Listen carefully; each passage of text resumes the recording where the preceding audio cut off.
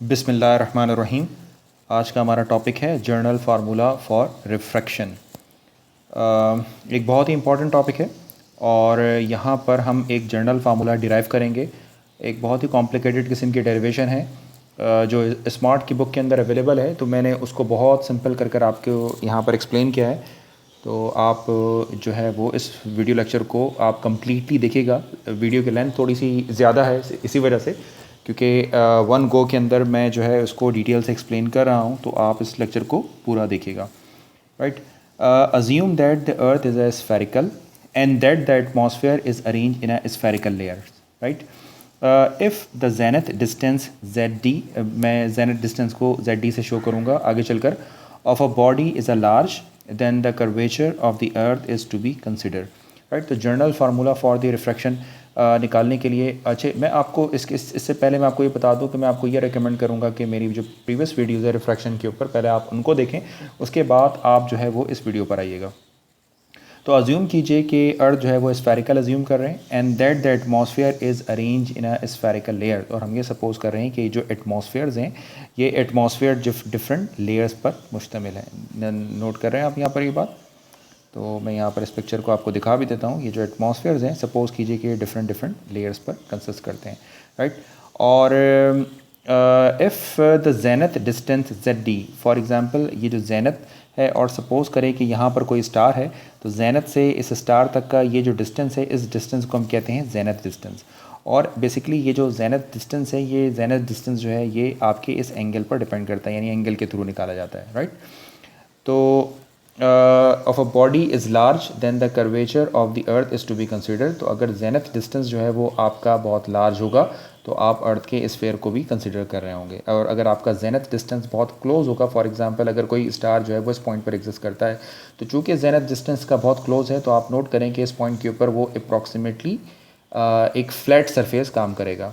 तो याद रखना है कि अगर जेनथ डिस्टेंस बहुत ज़्यादा होगा तो आपने अर्थ के एटमॉस्फेयर को भी जो आपकी जो कर्वेचर है उसको भी कंसिडर करना होगा। राइट, तो अब हम ज़रा सीखते हैं कि अगर हमारे पास जो है वो कोई स्टार है किसी लोकेशन के ऊपर, यानी जेनथ के ऊपर जो स्टार हमें नज़र आता है, तो बेसिकली वो स्टार जो होता है वो इस लोकेशन के ऊपर कहीं होगा।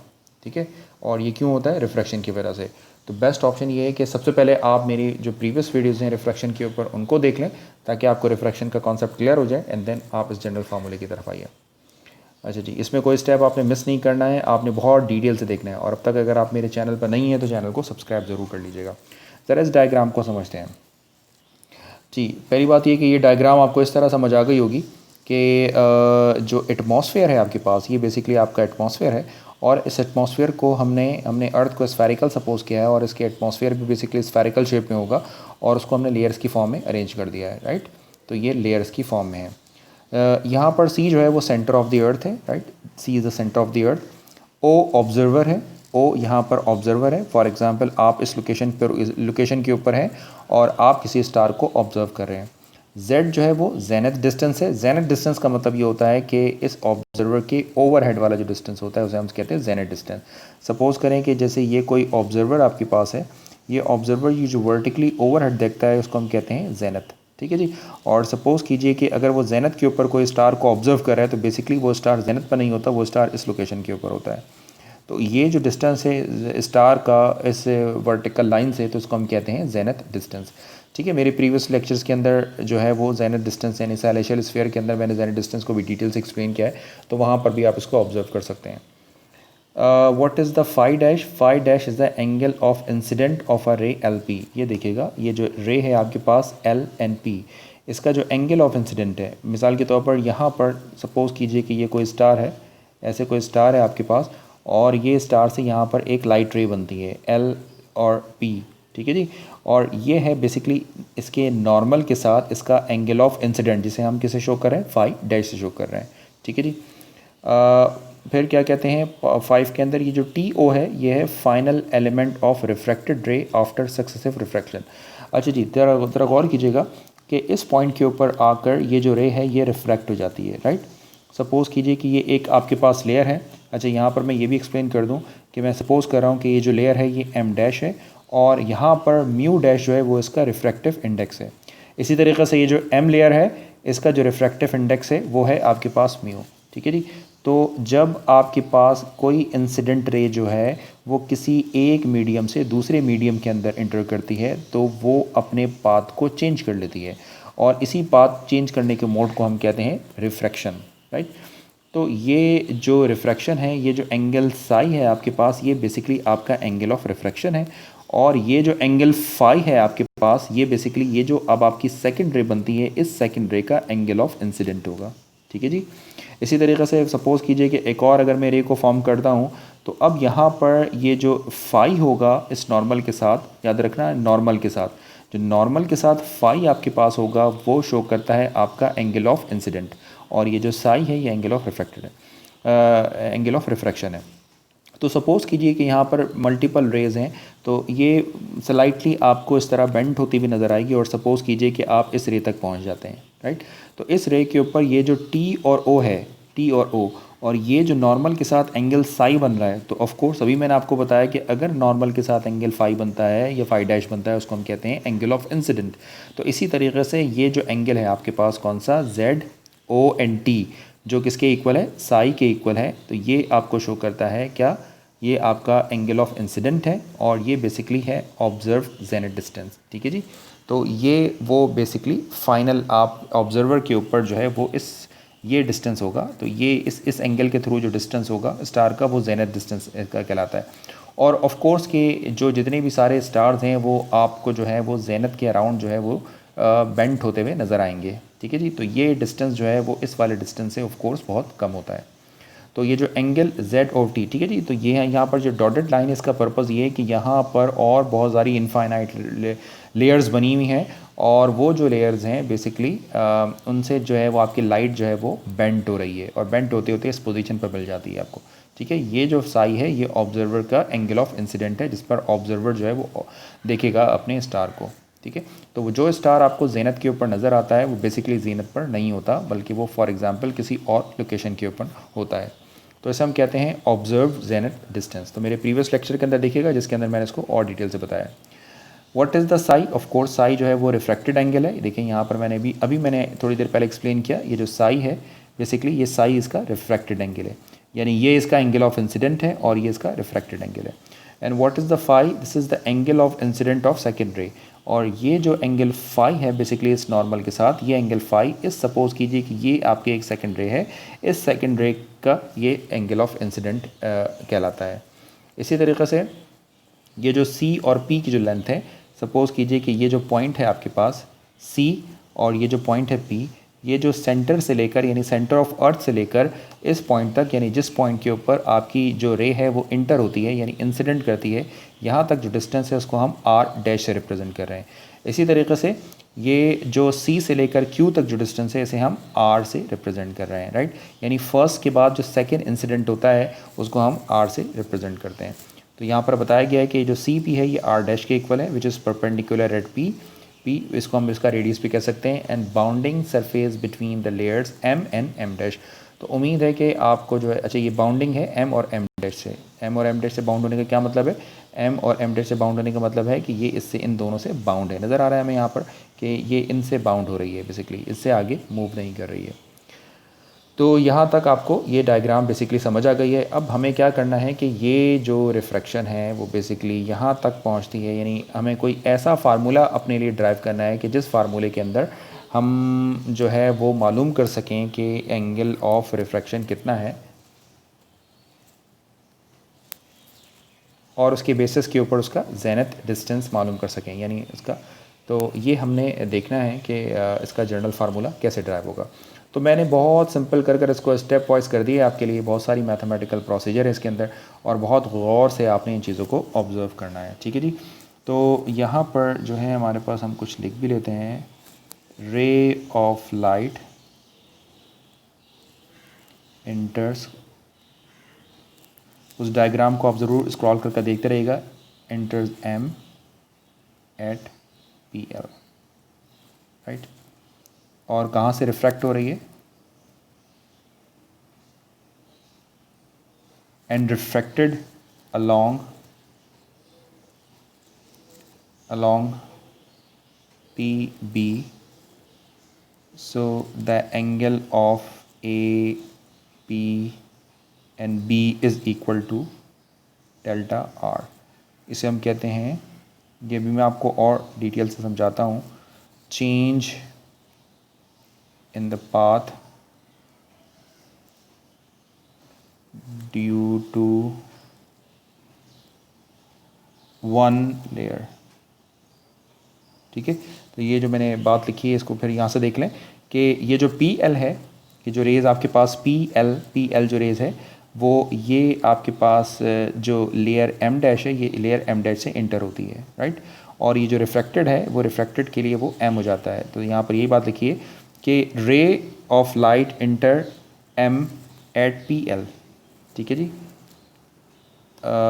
ये देखिए, ये जो रिफ्रैक्टेड जो लाइट है वो इस एम में इंटर हो रही है, यानी एम लेयर के इंटर हो रही है एट पॉइंट पी।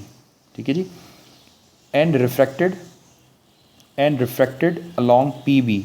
और ये जो रिफ्रैक्ट हो रही है किसे, अलॉन्ग पी एंड बी। तो along P, this is P and this is B. तो देखें ये जो रे ऑफ लाइट है यहाँ से ये एंटर हुई, यानी एम में एंटर होती है, और ये जो पी और बी है ये बेसिकली इसकी रिफ्रैक्टेड रे है आपके पास। ठीक है, इस पर ये रिफ्रैक्ट हो रही है। तो बेसिकली यही रिफ्रैक्शन जो है वो आपको मालूम करना है। तो क्या होगा इसका एंगल ऑफ रिफ्रैक्शन। तो सपोज़ करें कि मैंने इसको इस तरह एंगल ऑफ रिफ्लेक्शन को इस तरह बना लिया कि फॉर एग्जांपल ये जो रे है, फॉर एग्जांपल अगर ये स्ट्रेट मूव करती है, और सपोज़ करें कि कोई एटमॉस्फेयर नहीं है और ये स्ट्रेट इस तरह मूव करती है, तो ये जो एंगल है इसे हमने अल्फ़ा डैश सपोज़ कर लिया, और ये जो रिफ्रैक्शन हो रही है, रिफ्रैक्टेड हो रही है, इसे हमने अल्फ़ा सपोज़ कर लिया। तो बेसिकली इनके दरमियान जो एंगल होगा, कौन सा एंगल, ओ एंड बी। तो ये जो एंगल है आपके पास, यही बेसिकली आपका रिफ्रैक्टेड एंगल है, राइट। तो यानी सपोज़ करें कि एक एंगल सीधे मिल गया आपको, एक स्ट्रेट लाइन सीधी है, और एक आपके पास ये रिफ्रैक्टेड रे है। तो इनके दरमियान जो भी आपके पास एंगल होगा वही बेसिकली आपका एंगल ऑफ रिफ्रैक्शन होगा। ठीक है, और यही हमें फाइंड आउट करना है कि वो कितना रिफ्रैक्ट हो रही है। तो यहाँ पर हमने यही बात लिखी है। तो ये जो एंगल ए पी बी है, नोट कर लीजिए फिर से, angle A P and B, यानी इनके दरमियान जो भी एंगल बन रहा होगा वही बेसिकली आपका एंगल ऑफ रिफ्रैक्शन होगा, और उसे हम क्या कह रहे हैं, this is change of del R के नाम से भी कह रहे हैं। और ये क्यों होता है, चेंज क्यों हो रहा है, बेसिकली इसलिए हो रहा है कि रे ऑफ लाइट जो होती है वो किसी एक रिफ्रैक्टिव इंडेक्स मीडियम से दूसरे रिफ्रैक्टिव इंडेक्स मीडियम की तरफ आती है। तो चलें इसको ज़रा मालूम करते हैं, और हम देखते हैं कि कैसे हम इसको मालूम करेंगे।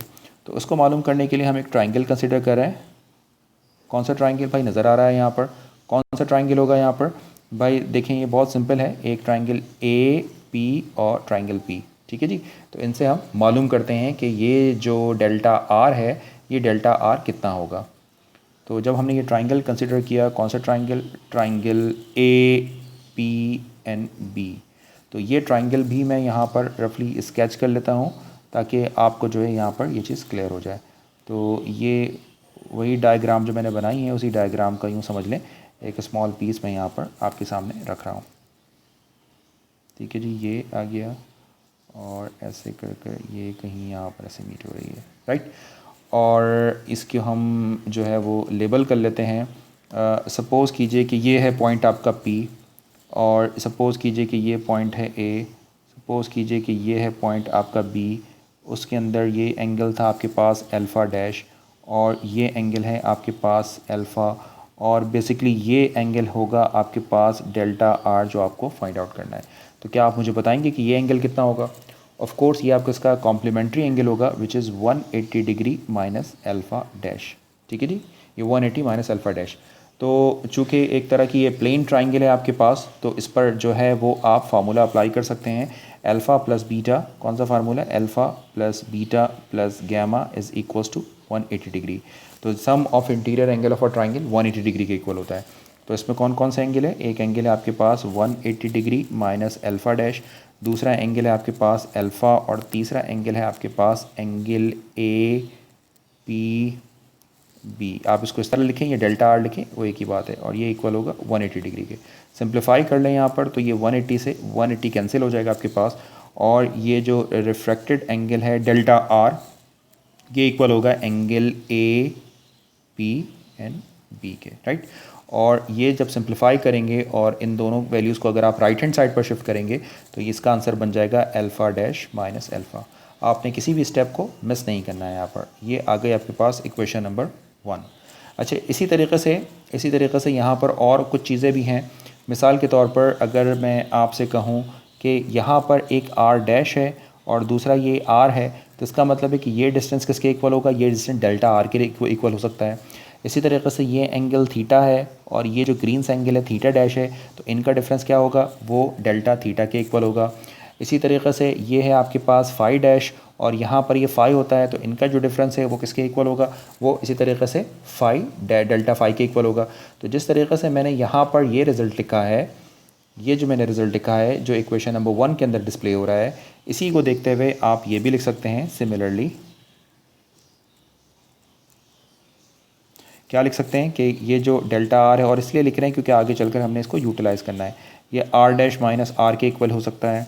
इसी तरीके से ये जो डेल्टा फाई है आपके पास, ये डेल्टा फाई जो है वो उसको आप फाई डैश माइनस फाई, इसी तरीके से ये ट्राइंगल कंसिडर कर भी लिखा जा सकता है। और ये जो डेल्टा थीटा है आपके पास, ये इक्वल होगा आपके पास थीटा डैश माइनस थीटा। आप चाहें तो इसे इक्वेशन नंबर 2 सपोज कर लें, इसे इक्वेशन नंबर 3 मान लें और इसे इक्वेशन नंबर 4 सपोज कर लें, राइट। तो अब हम चलते हैं, ये हमारा था फर्स्ट स्टेप।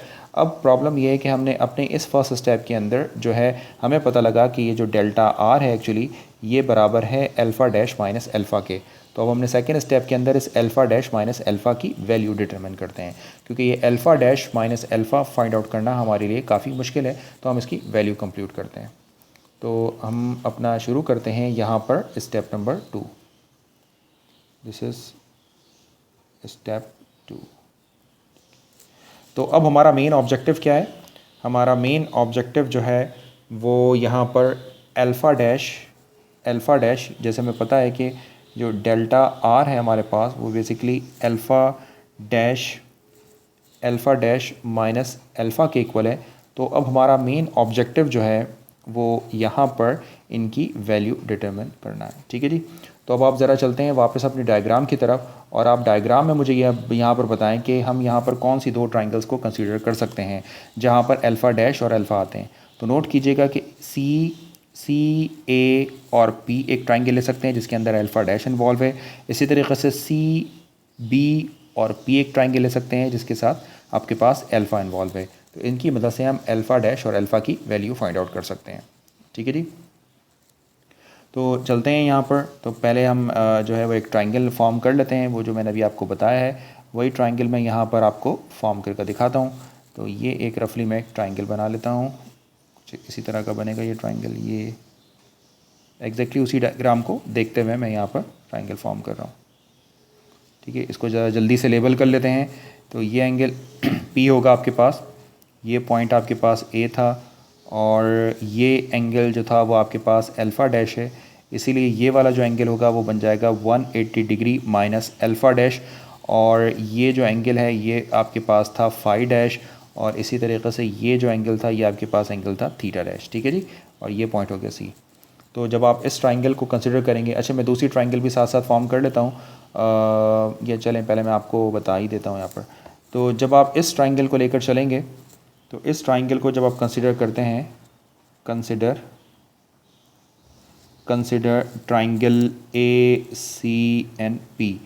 तो जनाब इस ट्राइंगल के अंदर जो है वो आप जब alpha plus beta plus gamma का फार्मूला लगाते हैं तो ये बनता है 180 minus alpha dash plus theta dash plus phi dash, ये इक्वल होगा आपका किसके, 180 डिग्री के, राइट।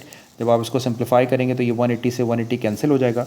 इसका मतलब है कि अल्फ़ा डैश की जो वैल्यू है वो theta dash minus phi dash लिखी जा सकती है, राइट।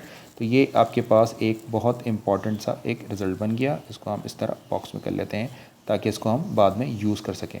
सिमिलरली सेकंड ट्राइंगल की बात करते हैं। आप ऊपर देखिएगा वो मैं ट्राइंगल फॉर्म बता चुका हूँ आपको।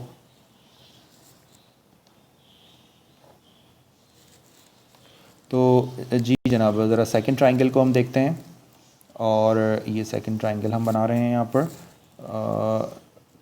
कोशिश कर रहा हूँ कि ये ट्राइंगल बिल्कुल उसी तरीक़े से बन जाए जिस तरीक़े से वो वहाँ पर मेन डायग्राम के अंदर बनी हुई है। ताकि आप जो है वो इसको ईज़िली समझ सकें। तो ये जो आपके पास डायग्राम में पॉइंट है, ये पॉइंट P है, ये एंगल अल्फ़ा था, ये जो पॉइंट है ये पॉइंट B है, और ये आपके पास C के इक्वल है। तो इसका मतलब है कि ये एंगल आपके पास अगेन इक्वल होगा 180 माइनस अल्फ़ा। जनाब ये एंगल आपके पास उस मेन डायग्राम के अंदर फ़ाई के इक्वल है और ये इसके थीटा के इक्वल है। तो फर्दर अगर आपसे पूछा जाए कि इसको आप सिंप्लीफाई करें तो क्या आंसर निकलेगा, तो हम यहाँ पर करते हैं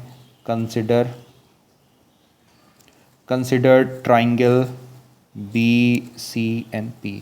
तो जब आप इस ट्राइंगल को कंसिडर करेंगे यहाँ पर, तो आप इसको किस तरह लिख सकते हैं, again 180 degree minus alpha plus theta plus phi is equals to 180 degree. तो 180 डिग्री कैंसिल हो गए।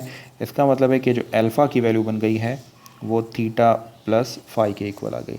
तो अब आपके पास जो है वो अल्फ़ा और अल्फ़ा डैश की वैल्यू निकल आई है। तो अल्फ़ा और अल्फ़ा डैश की वैल्यू को आप उठाकर ऊपर जो आपके पास है इक्वेशन नंबर 1 इसके अंदर सब्स्टिट्यूट कर दें। तो जब आप अल्फ़ा और अल्फ़ा डैश की वैल्यू को सब्स्टिट्यूट करेंगे तो ये हम लिखेंगे यहाँ पर फ्रॉम इक्वेशन नंबर 1। तो इक्वेशन नंबर 1 आपको ये बताता है कि जो डेल्टा आर है वो basically alpha dash minus alpha के इक्वल है। तो इसको आप लिख सकते हैं कैसे, theta dash minus phi dash minus theta and minus phi, इस तरह आप इसको लिख सकते हैं। और अगर आप इसको पेयर बनाकर लिखना चाहें तो कैसे लिख सकते हैं, अगर मैं इसको पेयर बनाकर लिखना चाहूँ तो मैं इसको थीटा डैश माइनस थीटा का एक पेयर बना लेता हूँ। इसी तरीक़े से मैं इसमें से जो है वो मैंने यहाँ पर कोई साइन की शायद मिस्टेक कर दी है, पहले साइन की मिस्टेक को ठीक करते हैं। यहाँ पर जो है जी जनाब, यहाँ पर साइन की एक छोटी सी ये देखिए एक वैल्यू जो है वो theta minus theta dash minus phi dash है, ठीक है जी। ये देखिए ये अच्छा बेसिकली ये दोनों की दोनों वैल्यूज़ जो है ना, ये देखिए नोट कीजिएगा, ये मैंने गड़बड़ कर दी है, यहाँ ये दोनों वैल्यूज़ प्लस के साथ ही हैं, माइनस के साथ नहीं है, यहाँ पर भी प्लस के साथ हैं, ठीक है जी। तो जब आप अल्फ़ा डैश माइनस अल्फ़ा करते हैं तो क्या होगा आपके पास ये, तो ये फाइनली आपके पास कुछ इस तरह की वैल्यू आएगी। मैं इसको लिख देता हूँ यहाँ पर ताकि कन्फ्यूजन ख़त्म हो जाए। अल्फ़ा डैश की जगह पर आप इसे लिख लीजिए, फिर माइनस बना इस फार्मूले का, और फिर इसकी जगह पर आप जो है वो थीटा डैश ऐसे ऐसे प्लस करके लिख लीजिए, ठीक है जी। अब आप इसको सिंप्लीफाई करेंगे तो ये वैल्यू और minus time this and this value minus time this हो जाएगी, राइट। तो यहाँ पर इसे आपने प्लस कर दिया और ये हो जाएगा आपके पास फ़ाई डैश माइनस फ़ाई। और आप अपनी इक्वेशन प्रीवियस इक्वेशंस के अंदर हम इस चीज़ को एक्सप्लेन कर चुके हैं, क्या एक्सप्लेन कर चुके हैं कि ये जो थीटा डैश माइनस थीटा है ये बेसिकली इक्वल होता है डेल थीटा के, और ये इक्वल होगा डेल फ़ाई के। तो ये भी हमारे पास एक बहुत इंपॉर्टेंट इक्वेशन आ गई है, इसको अभी हम मार्क कर लेते हैं, सर्किल कर लेते हैं, और ये बन गई है आपके पास इक्वेशन नंबर 5, राइट।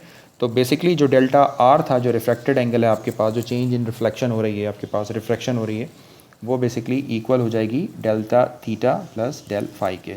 अब ये डेल थीटा क्या चीज़ है, डेल थीटा और फ़ाई क्या चीज़ है, ज़रा हम उसको वापस डायग्राम पर चलते हैं और उसको ज़रा एक नज़र देख लेते हैं। देखिए जी, थीटा तो ये एंगल है आपके पास जो बेसिकली सेंटर ऑफ अर्थ से बन रहा है, निकालना बहुत मुश्किल है।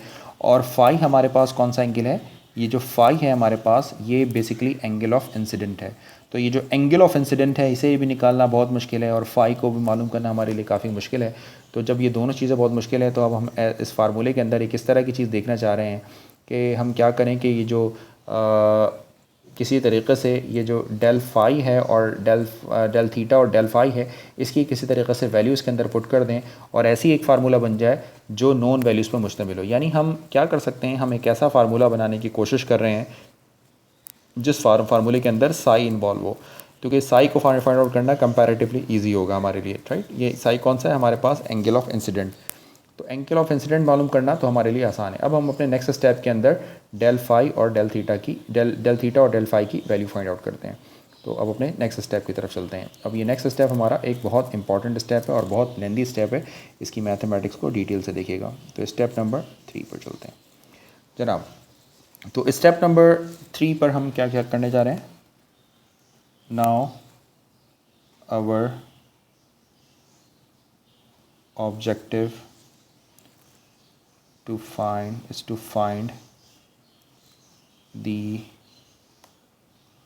वैल्यू ऑफ क्या मालूम करना है, यानी delta theta plus del phi की वैल्यूज़ हम डिटरमिन करना चाहते हैं। So according to law of refraction, जैसे कि मेरी पहली वीडियो के अंदर आप उसको देख सकते हैं, law of refraction at P. ठीक है जी, तो लॉ ऑफ रिफ्रैक्शन क्या होगा? अब इस लॉ ऑफ रिफ्रैक्शन को समझने के लिए हम वापस अपनी डायग्राम पर चलते हैं। तो इस डायग्राम पर लॉ ऑफ रिफ्रैक्शन, यानी इस पॉइंट के ऊपर लॉ ऑफ रिफ्रैक्शन का मतलब ये होता है कि आपने कैसे लिखना होता है, उसके लिए म्यू डैश यानी रिफ्रैक्टिव इंडेक्स और साइन के साथ जो इसका एंगल ऑफ इंसिडेंट है इसे लिखना होता है। इसी तरीके से जब ये रिफ्रैक्शन हो जाती है तो फिर हम लिखेंगे म्यू और इसका जो एंगल ऑफ रिफ्रैक्टेड एंगल है साई उसके साथ लिखना होता है। ठीक है, तो ये बेसिकली आपके पास जो है वो एक फार्मूला हो जाता है। तो ये हमने पहले भी डिस्कस किया है आपके साथ।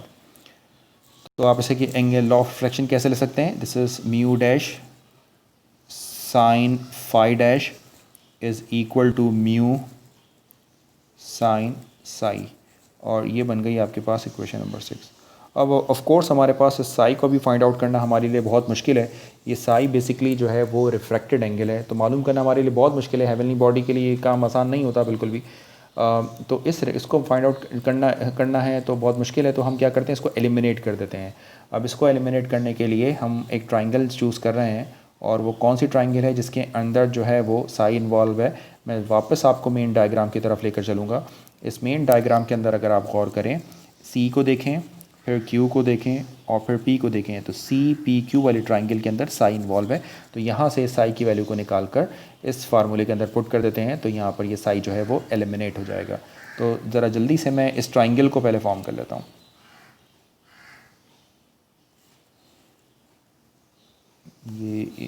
ये एक मेरा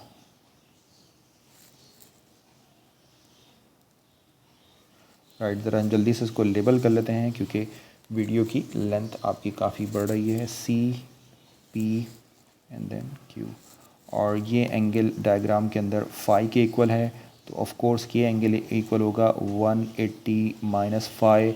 इसी तरीके से ये एंगल आपका साई के इक्वल है। ये देखिए नज़र नहीं आ रहा तो वापस बना देता हूँ। साई के इक्वल है, और ये जो डिस्टेंस है सी से लेकर क्यू तक ये आर के इक्वल है, और सी से लेकर पी तक जो डिस्टेंस है वो आर डैश के इक्वल है। तो यहाँ पर आप अप्लाई कर लें from triangle C P Q applying sine law of plane trigonometry, right?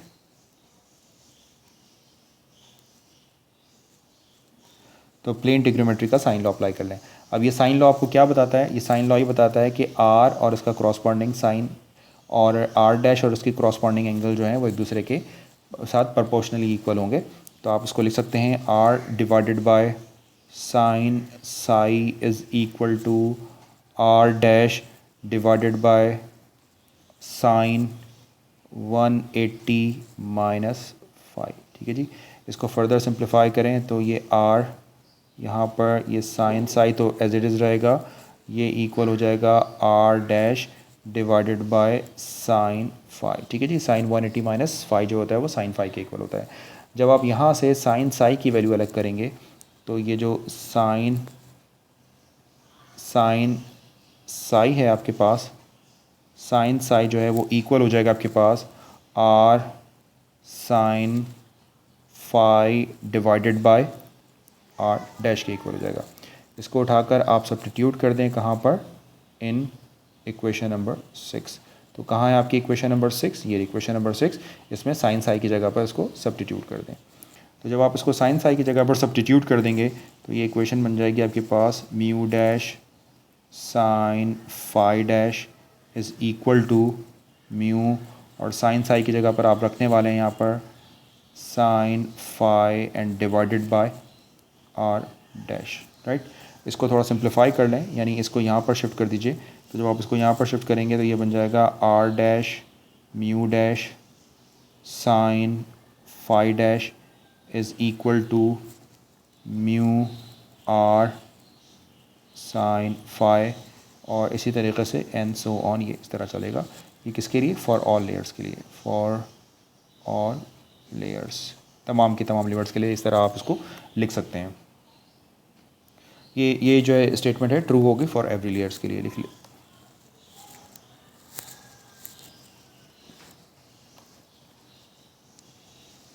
This is true for every layer, तो तमाम की तमाम लेयर्स के लिए ट्रू होगी।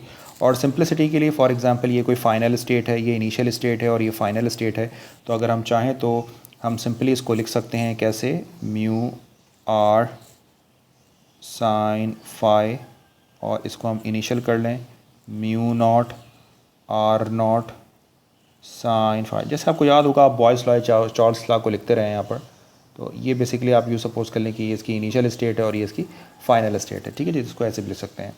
और साथ साथ ये भी सपोज करें कि अगर हम बात करते हैं for earth radius we take, अगर अर्थ रेडियस है तो हम लेते हैं यहाँ पर आर नॉट को हम ए के बराबर सपोज कर लेते हैं, ठीक है। एंड ठीक है जी, ये जो आर नॉट है ये बेसिकली अर्थ रेडियस है, तो हम आर नॉट को जो है वो ए के बराबर सपोज कर लेते हैं। और इसी तरीके से ये जो ऑब्जर्व्ड जेनिथ डिस्टेंस जो है, ये ऑब्जर्व्ड जेनिथ डिस्टेंस जो फाइनली आपके पास होगा वो होगा ZOT, यानी आफ्टर सक्सेसिव रिफ्रैक्शन के बाद जो एंगल आपके पास बन कर आएगा वो एंगल हो जाएगा साई। तो ये बेसिकली एंगल फाई नॉट हो जाएगा। फिर से अगर आपको ये बात समझ में नहीं, ये जो आपको याद होगा कि जो फाई नॉट था वो बेसिकली एंगल ऑफ इंसिडेंट था, राइट। अब ये एंगल ऑफ इंसिडेंट है, अगर सक्सेसिव रिफ्रैक्शन होते हैं तो यहाँ पर ये जो साई है ये भी बेसिकली एंगल ऑफ रिफ्लेक्शन ही हो गए। तो after so many layers and after so many refraction वो जो एंगल है वो एंगल साई के इक्वल हो जाएगा। तो अगर इक्वेशन नंबर 7 के अंदर इन वैल्यूज़ को पुट कर दिया जाए तो इक्वेशन नंबर 7 आपके पास कुछ इस तरह की बन जाएगी। देन इक्वेशन नंबर 7 इम्प्लाइज क्या बन जाएगी? This is mu R sine phi is equal to A mu not sine psi, ठीक है जी। हम इसे जो है वो इक्वेशन नंबर 8 सपोज कर रहे हैं। तो ये बेसिकली आपके पास इक्वेशन 8 बन गई है। कहीं पर इसकी वर्थ है, कहीं पर ये इस्तेमाल होने वाली है, तो उसको हम ज़रा एक रेक्टेंगुलर बॉक्स बना लेते हैं। तो अब आपने अभी अपना ऑब्जेक्टिव नहीं भूलना है, ऑब्जेक्टिव है डेल थीटा और डेल फाई की वैल्यू फाइंड आउट करना है। तो ये हमारा मेन ऑब्जेक्टिव है इसके अंदर ना जनाब। तो इसी बात को, इसी चीज़ को अगर हम शॉर्टली लिखना चाहें तो हम कैसे लिख सकते हैं? हम इसको इस तरह भी लिख सकते हैं म्यू आर साइन फाई, जैसे कि बहुत सारे फिज़िकल लॉज को हमने पढ़ा है, इसको हमने के बराबर सपोज कर लिया और ये क्या है? एक कांस्टेंट है, ठीक है जी। जैसे अगर आपको याद हो, जैसे हम लिखते हैं कि P V is equal to constant, और तो ये P V is equal to constant basically Boyle's law था। और अगर आप उसको दो सिस्टम के लिए लिखना चाहते थे तो P1 V1 is equal to P2 V2 लिखा करते थे, ठीक है जी। तो बिल्कुल इसी तरीके से मैंने यहाँ पर इस चीज़ को लिखा है। तो अगर आप चाहें तो उसको राइट हैंड साइड के ऊपर कांस्टेंट लगा सकते हैं। तो ये आपने कांस्टेंट लगा दिया। फर्दर आप यहाँ पर इसको जी, तो फर्दर अगर आप इसको यहाँ पर देखें तो आप इसको किस तरह लिख सकते हैं? इसको आप यूँ लिख सकते हैं कि ये जो आर साइन फाई है ये इक्वल होगा आपके पास के ओवर म्यू, ठीक है जी।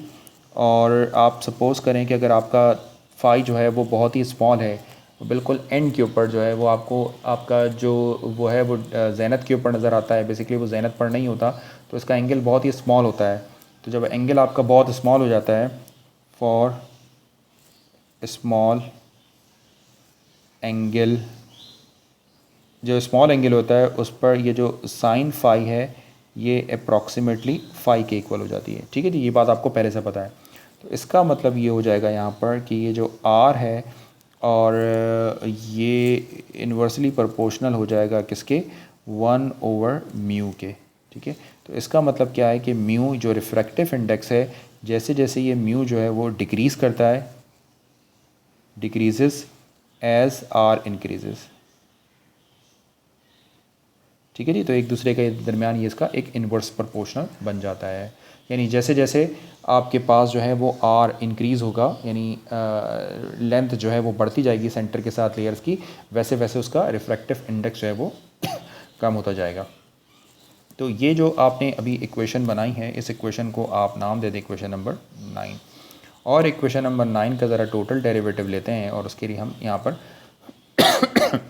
Equation number 9 implies take differential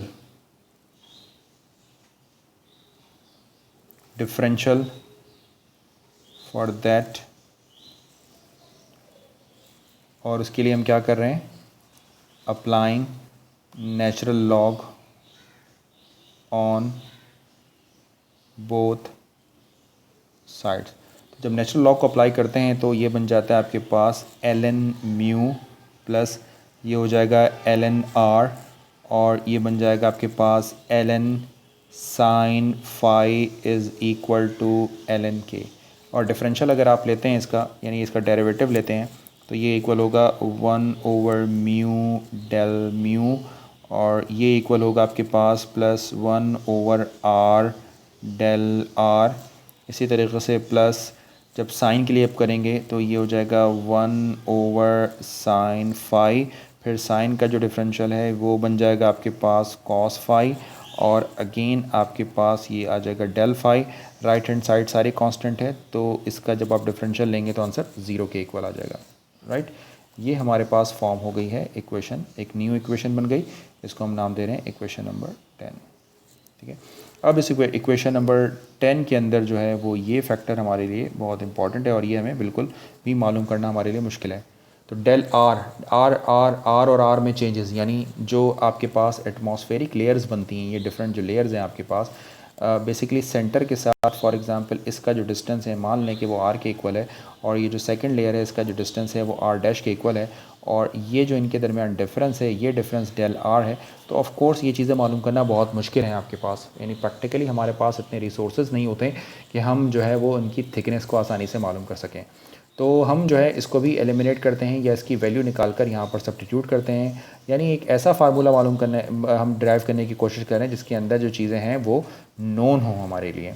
ठीक है जी, तो अब हमारा ऑब्जेक्टिव ये है कि हम ज़रा इसकी वैल्यू फाइंड आउट करते हैं। तो ज़रा आप मुझे ये बता दें कि ये जो डेल्टा आर है, ये डेल्टा आर होता किसके इक्वल है। जैसे कि पहले मैंने आपको बताया, आई थिंक इक्वेशन नंबर 2 में, ये आर माइनस आर डैश के इक्वल होगा। राइट, और मैं डायग्राम को देखते हुए इसको क्यू ई के बराबर भी लिख सकता हूँ। ये मैंने देखा था, आपने कौन सी इक्वेशन में लिखवाया था, फ्रॉम इक्वेशन नंबर 2, ऊपर देख लीजिएगा हमने, और ये क्यू ई के भी इक्वल होगा। अब ये क्यू ई के इक्वल कैसे होगा, मैं ज़रा जल्दी से अपनी प्रीवियस इस पर चलता हूँ, ज़रा नोट कीजिएगा। ये देखें, ये जो डिस्टेंस है आपके पास क्यू ई, मान लें कि ये पूरा आर डैश है, और ये जो डिस्टेंस है सी और क्यू ये आर है, और ये जो डिस्टेंस है आपके पास ये एक्चुअली डेल आर के इक्वल होगा, which is equal to R dash minus R, और ये क्यू ई के भी इक्वल है। ठीक है जी, और इसी तरीके से तो आप ऊपर वाली डायग्राम पर ज़रा गौर करते हुए आइएगा तो चीज़ें आपके लिए आसान हो जाएंगी। तो ये जो डेल आर है आपके पास ये इक्वल है इसके होता है। इसको फाइंड आउट करने के लिए हम कंसिडर करते हैं, कंसिडर ट्राइंगल, कौन सी ट्राइंगल, ई पी क्यू। तो अब आप ई पी क्यू वाले ट्राइंगल को ऊपर जाकर आप ख़ुद गौर से देखिएगा, और मैं इस डायग्राम को पी बना लेता हूँ यहाँ पर एक आसानी के लिए। ये कुछ इस तरह की एक ट्राइंगल बन रही है। ये मैंने यहाँ पर एक स्ट्रेट लाइन शो कर दी है, लेकिन एक्चुअली ये यहाँ पर स्ट्रेट लाइन तो नहीं होती, ये almost as a straight line ही काउंट होती है, बट यहाँ पर ये हल्का सा कर्व बनता है। तो ये बेसिकली इसका 90 डिग्री होगा। ये पॉइंट Q था, आप मैच कर लीजिएगा ऊपर, ये पॉइंट E है और ये पॉइंट P है। तो Q और E के दरमियान जो डिस्टेंस है वो तो बेसिकली हो गया डेल्टा R। अब ये जो बेसिकली कर्व है, जो अप्रॉक्सीमेटेड कर्व के इक्वल है, ये कैसे निकाला जाएगा, तो ये एंगल कौन सा था, ये एंगल था आपके पास फाई। तो S is equal to R theta से भी इसको फाइंड आउट किया जा सकता है। तो जब हम S is equal to R theta पर हम लगाते हैं तो ये बराबर हो जाएगा किसके, R dash del N theta. ठीक है जी, तो S is equal to R theta से ये बन जाएगा आपके पास आर डैश डेल थीटा। तो अगर ये बात आपको समझ नहीं आई है तो मैं वापस ऊपर चलता हूँ और इस डायग्राम पर आपको बताता हूँ कि इस डायग्राम से ये कैसे इसके इक्वल हुआ, ज़रा गौर कीजिएगा। अगर आपको ये डिस्टेंस चाहिए आपको, यानी सॉरी, ये जो है वो क्या होगा, ये बेसिकली डेल आर के इक्वल है, ठीक है जी। और आप कौन सी ट्राइंगल को कंसीडर कर रहे हैं, triangle E P N Q. अब आप ज़रा सिर्फ इस ट्राइंगल के ऊपर गौर कीजिएगा, राइट। तो ये जो डिस्टेंस है आपके पास, ये वाला जो डिस्टेंस है, ये डिस्टेंस किसके इक्वल होगा, ये डिस्टेंस। तो जब आप इस डिस्टेंस की आप बात करेंगे तो ये डिस्टेंस हो जाएगा आपके पास, ये बड़ा जो एंगल है आपके पास, देखें ये वाला जो डिस्टेंस आपको चाहिए, तो इस डिस्टेंस के लिए आप इस बड़ी वाली ट्राइंगल को भी कंसिडर कर सकते हैं, ठीक है। तो ये बराबर हो जाएगा आर डैश, और इनके दरमियान जो थीटा और थीटा डैश के दरमियान ये जो बीच वाला जो ये जो एंगल है, ये हो जाएगा डेल थीटा, ठीक है जी। समझ आ रही है, थीटा डैश माइनस थीटा, तो ये डेल थीटा हो जाएगा। तो अगर आप ट्राइंगल कंसिडर करते हैं for example C P N Q, तो सी पी एन क्यू से जो है वो आपके पास आंसर आ जाएगा, क्या आंसर आ जाएगा, दिस इज़ आर डैश, ठीक है जी, क्योंकि ये डिस्टेंस आर डैश के इक्वल है, ये डिस्टेंस पूरा यहाँ से यहाँ तक आर डैश के इक्वल है, और ये हो जाएगा थीटा डैश डेल थीटा, ठीक है। तो इसीलिए मैंने वहाँ पर इसको इस तरह लिखा है। मैं इसको जल्दी से स्क्रॉल कर लेता हूँ ताकि ज़रा टाइम मेरा कम लगे यहाँ पर, ठीक है। जो ये यहाँ तक आपको ये बात समझ आ गई है। तो अगर मैं आपसे पूछता हूँ कि यहाँ पर ये जो ई पी है, इसको फर्दर आप कैसे ले सकते हैं, तो बेसिकली ये इक्वल होता है आर डैश डी थीटा के, ठीक है। जैसे कि अभी मैंने आपको बताया कैसे आता है, और आर डैश इसके इक्वल होता है, ये बराबर होता है आर प्लस डेल आर के, ये हमने देखा इक्वेशन नंबर 2 से, और डेल थीटा आपके पास एज इट इज़ मौजूद है। सिंप्लीफाई करेंगे तो ये R del theta plus del theta के इक्वल होगा, और ये दोनों बहुत छोटी क्वांटिटी हैं तो ये नेग्लेक्टेबल हो जाएगी। तो इसका मतलब ये हो गया कि ये जो आपके पास ई और पी की जो वैल्यूज़ हैं, ये आर डेल थीटा के इक्वल। हमारा ऑब्जेक्टिव क्या है, हमारा ऑब्जेक्टिव ये है कि हम डेल आर बाय आर की वैल्यू निकालें और यहाँ पर सब्स्टिट्यूट कर दें, ठीक है। तो ये हम उसके लिए काम कर रहे हैं। तो ये हमने ई पी निकाल लिया। तो क्या आप मुझे बताएंगे,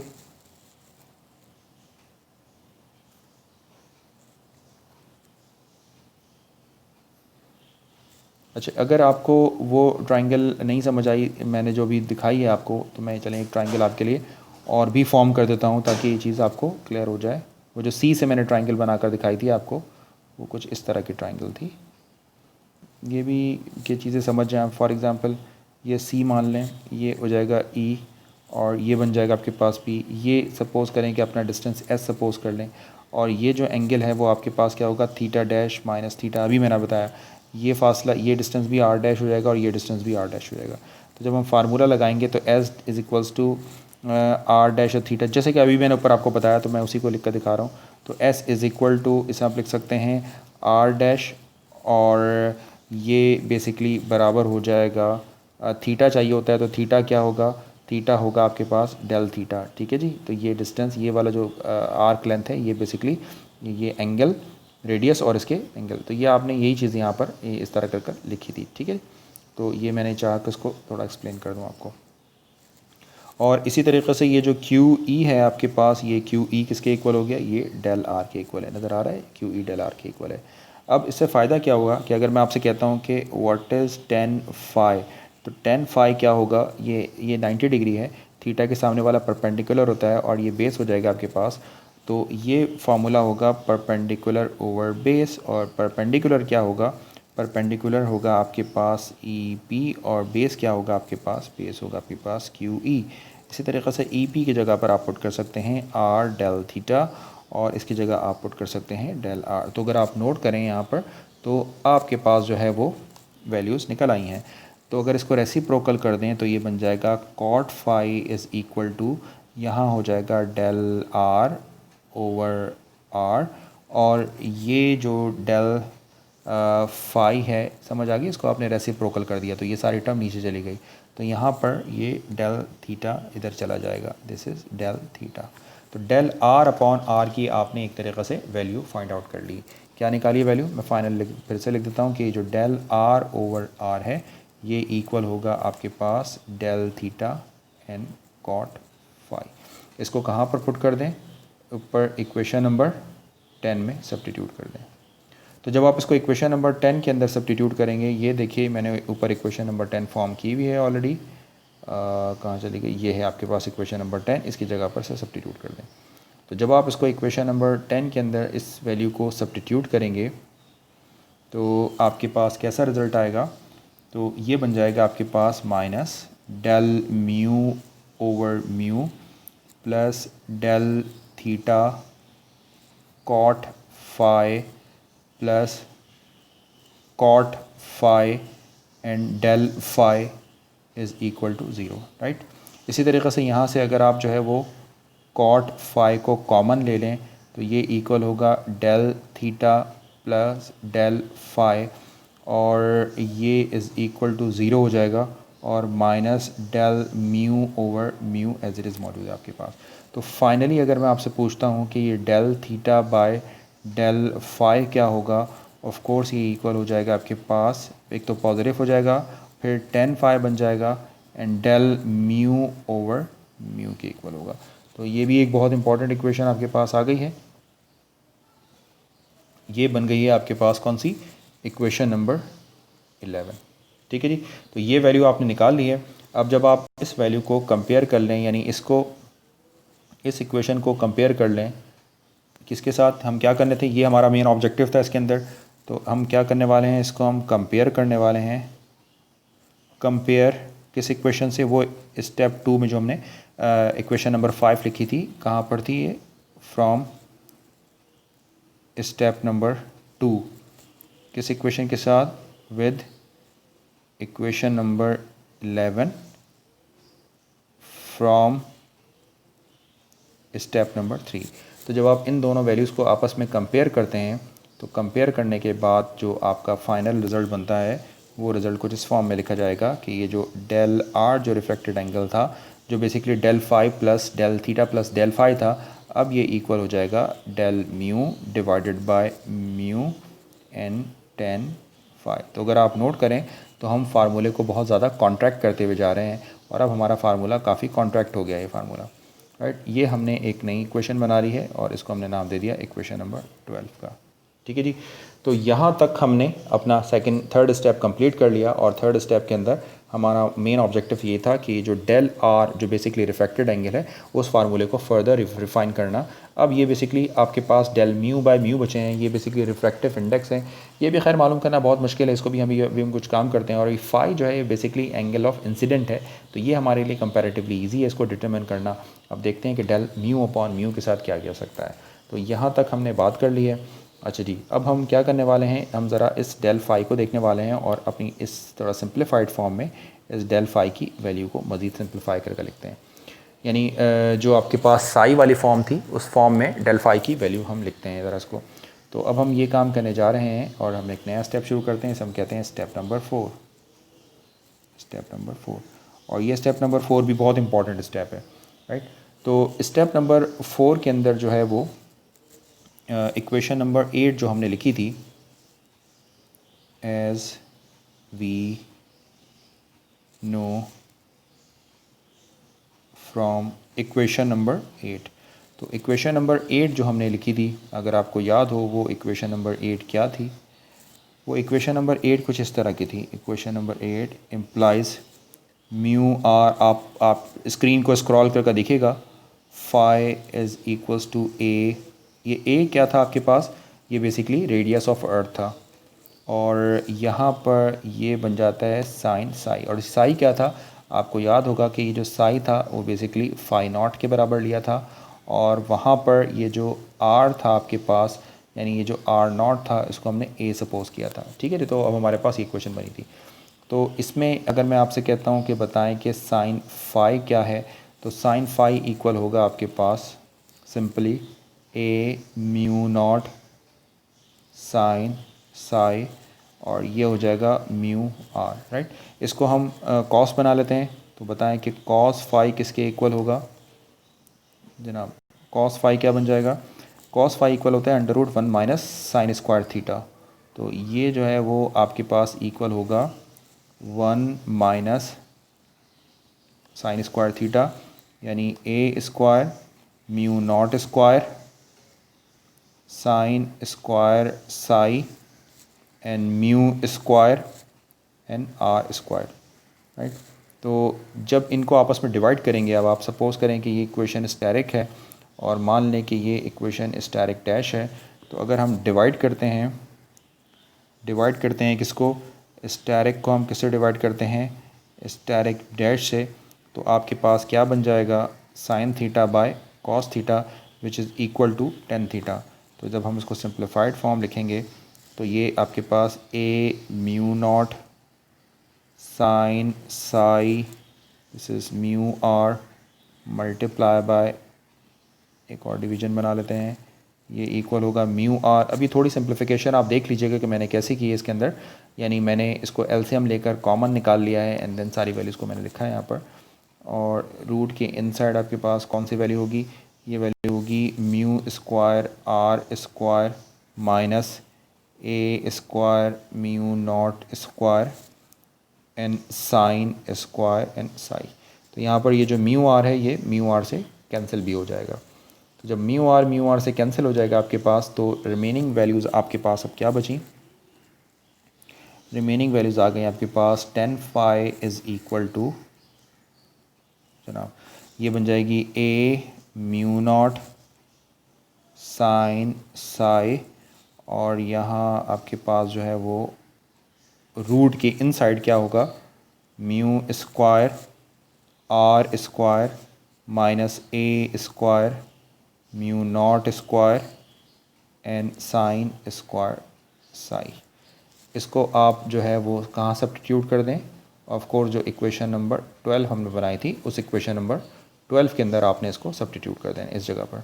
तो जब आप इसको इक्वेशन नंबर 12 के अंदर सब्स्टिट्यूट करेंगे तो फाइनली आपके पास वैल्यू क्या बनकर आएगी, इक्वेशन नंबर 12 के अंदर जब आप इसको सब्स्टिट्यूट करेंगे, देन इक्वेशन नंबर 12 इम्प्लाइज, तो इक्वेशन नंबर 12 आपको ये बताता है कि जो डेल्टा आर है ये इक्वल था डेल म्यू बाय म्यू और उसके साथ 10 फाई था। तो 10 फाई की जगह पर अब आपके पास ये सारी चीज़ें नोन है, यानी किसी प्रॉब्लम के अकॉर्डिंग आप इसकी वैल्यू निकाल सकते हैं या गिवन होंगी आपके पास। ये आ जाएगा साइन साई और यहाँ पर अंडर रूट के अंदर हो जाएगा mu square R square minus A square mu not square and sine square psi, ये बन जाएगा आपके पास, राइट। ये आ गई है आपके पास इक्वेशन नंबर 13। ये जो इक्वेशन नंबर 10 थी आपके पास, इक्वेशन नंबर 10 आपने ऊपर लिखी थी ये 11 और ये थी इक्वेशन नंबर 10। ये जो इक्वेशन नंबर 10 है आपके पास ये आपको क्या बताती है, यही या इक्वेशन अब 13 भी आप कह सकते हैं कि ये इक्वेशन आपको क्या बताती है, मैं लिखवा भी देता हूँ आपको ताकि आप समझ सकें। This equation express the amount of refraction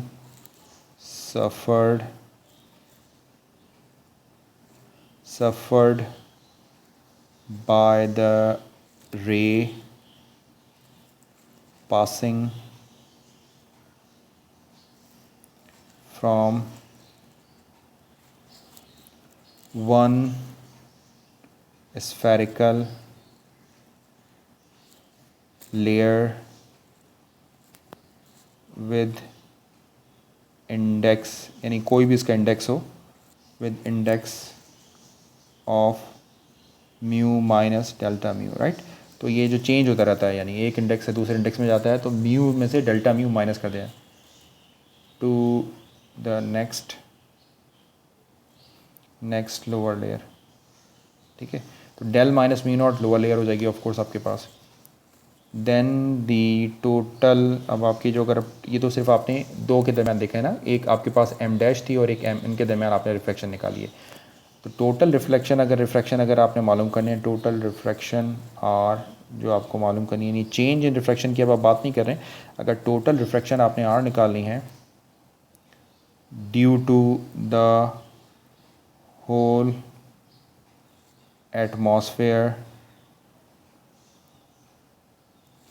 तो ये कैसे निकाली जाएगी, ऑफ कोर्स इस फार्मूले को इंटीग्रेट कर कर निकाली जाएगी। तो ये जो अब आपके पास मैं पेन का कलर चेंज कर लेता हूँ जी। तो अब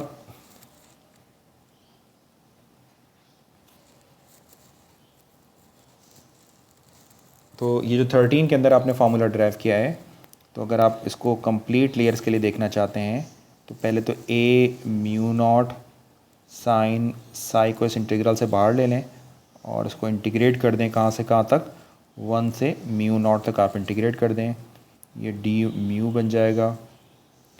और म्यू को आप कॉमन में निकाल लें, या आप नोट करें कि स्क्वायर हो रहा है तो कॉमन में निकाला जाएगा।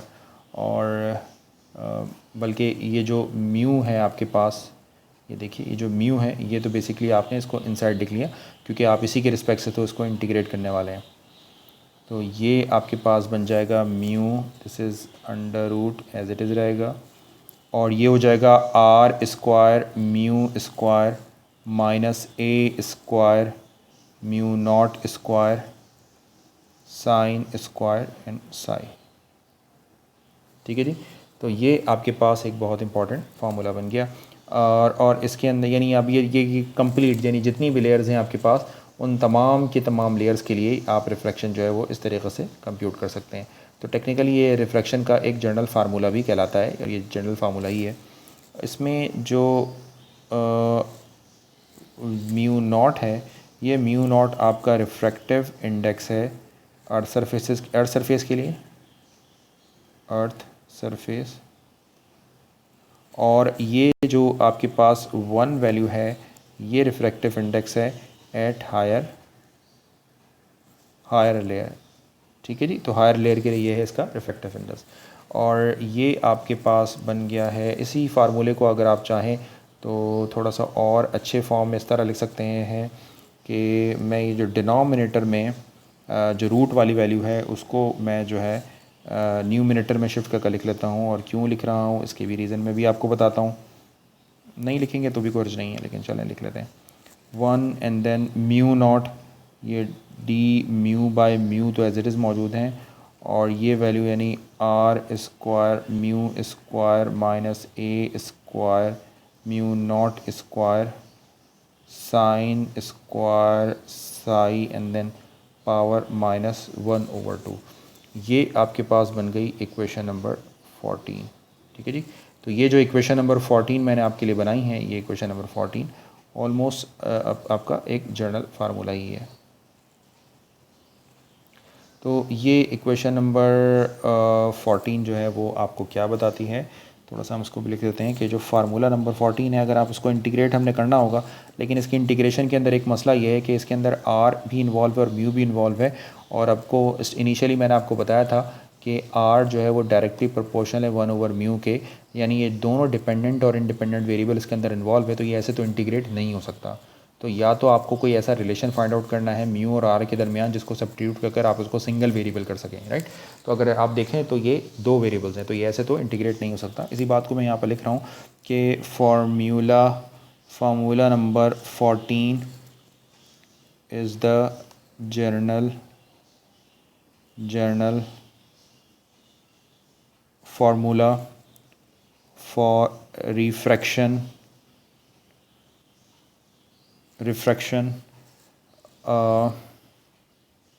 लेकिन प्रॉब्लम यहाँ पर क्या है, जो भी मैंने आपको बताया, but mu and R variables, both variables of integration. तो ये दोनों के दोनों इंटीग्रेशन के लिए वेरिएबल्स हैं। ठीक है जी। तो म्यू के साथ साथ आर भी वेरिएबल है। तो इट कैन बी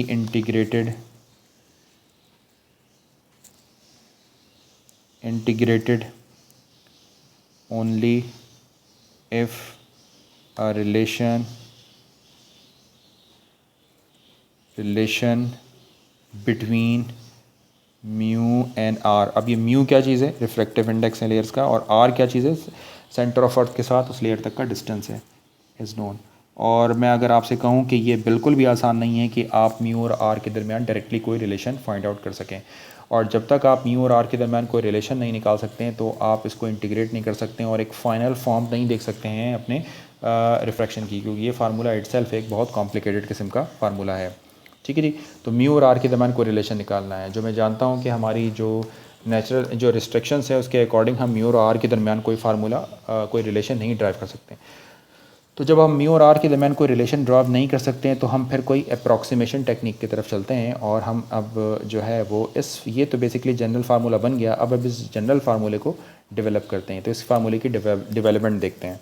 तो स्टेप नंबर 5 हमारा जो यानी जो नेक्स्ट स्टेप है इसमें हम देखते हैं development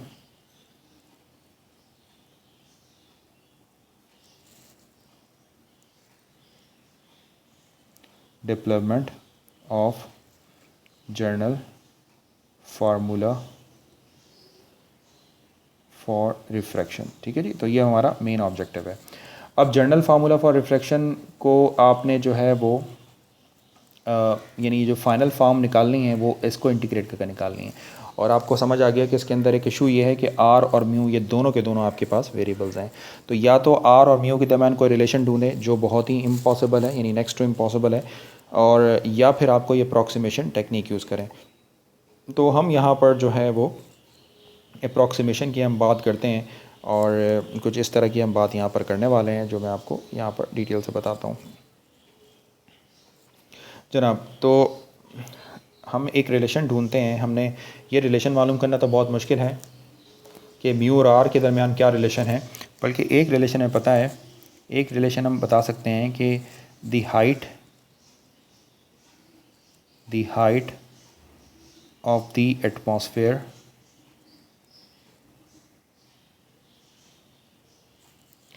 is small in comparison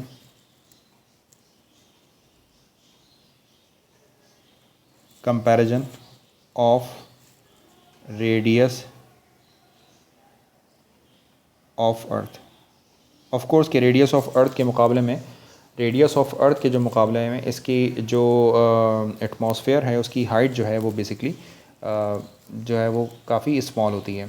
तो एक रिलेशन हम इसके अंदर हम यूज़ कर सकते हैं। वो रिलेशन है R upon A is equal to 1+S, यानी एक्सपेरिमेंटल रिलेशन है, डेटा के थ्रू निकाला गया इस रिलेशन को। यानी अगर मैं इसको लिखना चाहूँ तो ये जो R है ये इक्वल है AN1+S। ठीक है जी। तो इस रिलेशन को हम यहाँ पर जो है वो यूज़ करने जा रहे हैं। A का तो आपको पता है कि A जो है वो आपके पास क्या है, अर्थ रेडियस है, और यहाँ पर S जो है वो एक बहुत ही स्मॉल क्वांटिटी है। यानी ये देखिए ये जो R है बेसिकली R आपको पता है कि वो लेयर की जो है वो सेंटर के साथ हाइट है। और ये अगर मैं आपसे कहता हूँ कि S की जो वैल्यू है वो अब ये इनके दरमियान जो इक्वल टू का जो रिलेशन है, अगर S जो है वो ज़ीरो हो जाता है, S ज़ीरो होने का मतलब है कि S बहुत ही निगलेक्टेबल स्मॉल, तो ये R जो है वो A के इक्वल हो जाता है। लेकिन हमने इसके अंदर बहुत ही स्मॉल सी पोर्शन हमने इसके अंदर ऐड किया, क्योंकि ये बात हमने यहाँ पर डिफाइन की है कि हाइट ऑफ द एटमॉस्फेयर जो है is a small as compare to the radius of the earth. ठीक है जी। तो ये S जो है वो एक बहुत ही स्मॉल क्वांटिटी है। समझ आ गई कि अगर S जो हम ज़ीरो ले लेते हैं तो हाइट जो है वो बेसिकली रेडियस ऑफ अर्थ के इक्वल हो जाएगी। तो ये जबकि ऐसा नहीं होता तो हम ये कहते हैं कि ये इसमें इसके दरमियान S जो है वो एक बहुत ही स्मॉल क्वांटिटी है। तो ये रिलेशन जो है वो डेटा से कंप्यूट किया गया है इज़ स्मॉल क्वांटिटी, और डिफरेंट रिसर्च पेपर्स लिखे गए हैं इसके ऊपर। ये वेरीज़ करती है कहाँ से कहाँ तक, from zero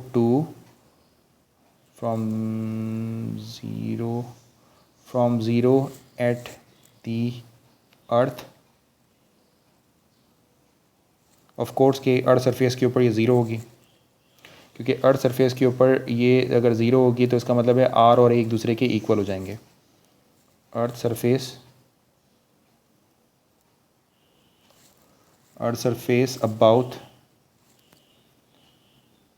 about 0.01 at a height of 40 miles।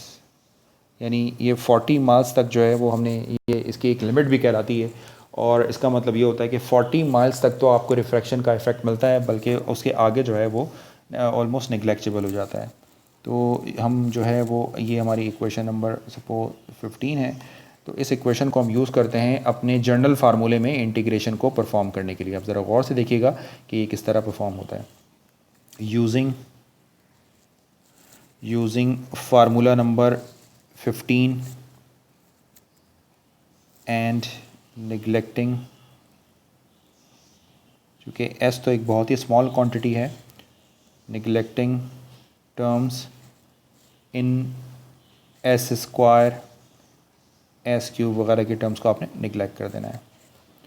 तो हम क्या कर सकते हैं, सो वी कैन राइट, जो रेडिकल वाली टर्म है आपके पास, सिर्फ उस टर्म को देखिएगा, क्योंकि उस रेडिकल टर्म को इंटीग्रेट करना मुश्किल है, उसको सिंप्लीफाइड फॉर्म लिख लेते हैं।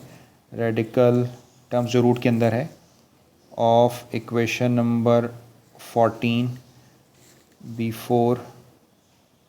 Before final integration.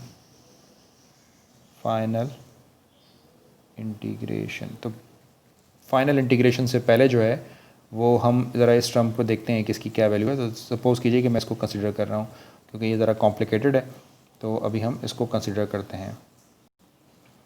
तो मैं यहाँ पर इस पेन को चेंज भी कर लेता हूँ। अच्छा जी, तो कंसिडर करें आप।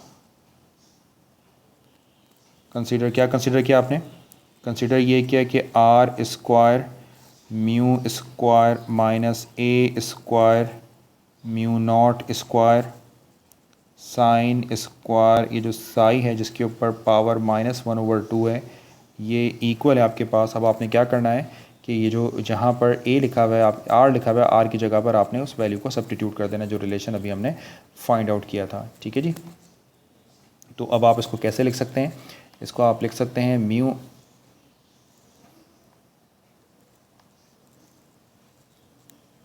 जी, तो म्यू स्क्वायर तो एज इट इज़ रहा, और आर स्क्वायर की जगह पर ये देखिए आर स्क्वायर है, इस आर स्क्वायर की जगह पर आपने क्या लिखना होगा, A square and 1 plus S square.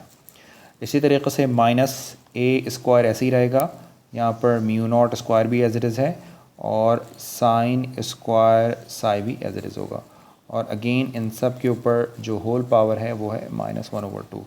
इसको फर्दर सिंप्लीफाई करते हैं, तो ए स्क्वायर कॉमन ले लेते हैं, तो ये ए स्क्वायर कॉमन आ जाएगा और उसके ऊपर पावर आ जाएगी -1/2। और ब्रैकेट के इनसाइड अब आपके पास कौन कौन सी वैल्यू होंगी? एक वैल्यू होगी म्यू स्क्वायर, और 1 प्लस एस स्क्वायर पर फार्मूला लगा दें, तो 1 + 2s प्लस एस स्क्वायर, और ये इक्वल होगा -म्यू नॉट स्क्वायर, और यहाँ पर साइन स्क्वायर साई वाली टर्म भी एज इट इज़ रहेगी। ठीक है जी।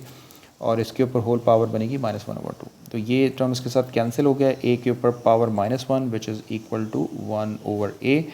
और यहाँ पर जो है इसको आप फर्दर कैसे लिख सकते हैं? एस स्क्वायर जो है, एस तो बहुत छोटा है, तो एस स्क्वायर तो 0 के इक्वल हो जाएगा। तो जब आप मल्टीप्लाई करेंगे म्यू स्क्वायर आ जाएगा, और ये बन जाएगा 2μs, और ये इक्वल होगा -mu not square sine square Sai -1/2। Right. अब यहाँ पर आप इसको फर्दर किस तरह सिंप्लीफाई कर सकते हैं, तो बहुत गौर से देखिएगा। यहाँ पर 1/a एज इट इज़ है, और मैंने इसके अंदर से कॉमन निकाल लिया है क्या, mu square minus mu not square, क्योंकि मेरी इंटीग्रेशन आसान हो जाए, साइन स्क्वायर साई को अगर हमने -1/2 के साथ कॉमन निकाल लिया। कहाँ से कॉमन? यानी इसके अंदर से, और ये पूरी वैल्यू कॉमन निकाल ली, तो इसकी जगह पर तो आपके पास आ जाएगा 1। राइट। फिर प्लस ये 2μs एज इट इज़ है, और इसके अंदर जो चीज़ कॉमन निकाली है वो तमाम वैल्यू जो है वो यहाँ पर डिवाइड की फॉर्म में आ जाएगी। This is mu naught square sine square and Sai, ये सारी वैल्यू आपके पास जो है वो -1/2 इस फॉर्म में आ जाएगी। ठीक है जी। अब आप फर्दर क्या कर सकते हैं? फर्दर हम ये नज़र आ रहे हैं यहाँ पर हमें, देखिए जी, यहाँ पर ये चीज़ क्लियर हो रही है कि इन सब के ऊपर जो है वो -1/2 है, तो उसके ऊपर आप बाइनोमियल सीरीज़ अप्लाई कर सकते हैं। तो अब हमारा स्टेप ये है कि हम इस पर बाइनोमियल सीरीज़ अप्लाई करते हैं। अप्लाइंग ऑफ कोर्स थोड़ा सा लेंदी हो गया आपके पास, लेकिन अगर आप इसको एक ही उसमें देखेंगे तो आपको ये सारा अच्छा समझ आएगा। बाइनोमियल सीरीज़, तो जब आप बाइनोमियल सीरीज़ आप अप्लाई करते हैं तो of course left hand side तो एज इट इज़ है, और ये इक्वल होगा 1/a एज इट इज़ रहेगा, mu square as it is रहेगा, minus mu not square and sine square psi और पावर -1/2। ठीक है जी। इस पर जब आप फार्मूला अप्लाई करेंगे तो बताएं क्या होगा। ये बन जाएगा 1 प्लस दिस इज़ -1/2 और फिर आप यहाँ पर p की वैल्यू लिख देंगे 2 mu square s divided by ये यहाँ पर म्यू स्क्वायर लिखा था जो मैं लिखना भूल गया हूँ, और ये वैल्यू हो जाएगी this is mu square minus mu not square sine square and Sai. आगे वाली टर्म्स इसलिए नहीं लिख रहे हैं क्योंकि वो सारी हायर ऑर्डर टर्म्स होंगी, एस स्क्वायर की हायर ऑर्डर और पावर्स के साथ होंगी, जिसको हमने वैसे ही निगलेक्ट कर दिया है। ठीक है जी। तो इसमें हमने हायर ऑर्डर टर्म्स को निगलेक्ट कर दिया है। Neglecting higher order terms. अब आप फाइनली इसको देखें कि ये क्या बन जाएगा। ये इक्वल होगा 1/a mu square minus mu not square sine square psi power -1/2, और यहाँ पर सिर्फ़ और सिर्फ आपके पास ये दो टर्म्स बचेंगे, एक 1 और ये 2 से 2 कैंसिल हो जाएगा और ये प्लस माइनस माइनस हो जाएंगी वैल्यूज़, और यहाँ पर s म्यू स्क्वायर डिनोमिनेटर में mu square minus mu not square sine square and psi. ठीक है जी।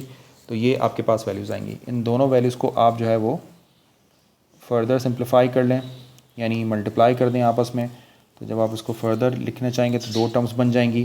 पहली टर्म आएंगी a 1/a के साथ, जब आप इसको 1 के साथ मल्टीप्लाई करेंगे इस पूरे को 1 के साथ तो ये तो एज इट इज़ रहेगा। This is mu square minus mu not square sine square Sai -1/2, और जो सेकंड टर्म है ये इक्वल होगी 1/a s mu square divided by mu square minus mu not square sine square and Sai. और यहाँ पर of course उसके ऊपर पावर जो है वो जनाब क्या डली हुई है इसके ऊपर पावर, इसके ऊपर पावर जो है वो मैं फिर डालना यहाँ पर कुछ भी पावर नहीं है। तो जब ये वाली टर्म इसके साथ मल्टीप्लाई होगी तो ये नीचे चला जाएगा और 1/2 और 1 जो है वो बेसिकली 3/2 बना लेंगे। ठीक है जी। तो ये जो है वो आपके पास इसकी जो होल पावर होगी, इसकी जो होल पावर बन जाएगी वो पावर होगी 3/2। अब ये आपने ये आपके पास of course left hand side मौजूद है। ये जो आपके पास इंटीग्रल वाली टर्म थी उसको आपने उसको इंटीग्रेट करने के लिए आपने इसको यूज़ किया। अब वापस इसको पुट कर दें कहाँ पर, इन इक्वेशन नंबर 14 में। तो जब आप इक्वेशन नंबर 14 के अंदर इसको सब्स्टिट्यूट करेंगे तो फाइनली जो इक्वेशन नंबर 14 में जब आप इसको सब्स्टिट्यूट करेंगे तो ये जो r आपके पास इक्वल था ये हो जाएगा a multiply by 1/a mu not sine psi, और यहाँ पर आ जाएगा integral 1 to mu naught D mu divided by mu square minus mu not square sine square psi and then power 1/2। ठीक है जी। तो आपने वो जो integral D mu by mu तो थे, डी म्यू अपॉन म्यू तो एज इट इज़ हैं आपके पास, और ये तमाम के तमाम वैल्यूज़ जो हैं वो जो रेडिकल वाली थी वो आपने इससे मल्टीप्लाई कर दिया है। ठीक है जी। तो ये फैक्टर कुछ इस तरीके से आ गया। नहीं तो आप इक्वेशन नंबर 14 को अगर चाहें तो 14 को एक दफ़ा फिर से देख लें। ये है आपके पास 14, राइट। ये वाली टर्म एज इट इज़ मौजूद है और इस पूरी की आपने वैल्यू निकाली है जो यहाँ पर सब्स्टिट्यूट कर दी है आपने। तो बेस्ट यही कि आप एक एक चीज़ को देखते हुए जाएं तो आप जो है वो अच्छा समझ जाएंगे। इसी तरीक़े से जब इसके साथ इसको आप लिखेंगे तो जो नेक्स्ट टर्म आपके पास बनेगी, देखें एक तो ये कि यहाँ पर ये a से a कैंसिल भी हो रहा है, ये हो जाएगा म्यू नॉट साइन साई, तो ऑफ कोर्स आउटसाइड था, ये तो एज इट इज़ रहेगा। ये आ जाएगा 1 to mu not S S mu square divided by mu square minus mu not square sine square psi and then power 3/2 और यहाँ हो जाएगा ये डी म्यू के इक्वल। ठीक है जी, तो वैल्यू मैंने इसके अंदर सब्स्टिट्यूट कर दी।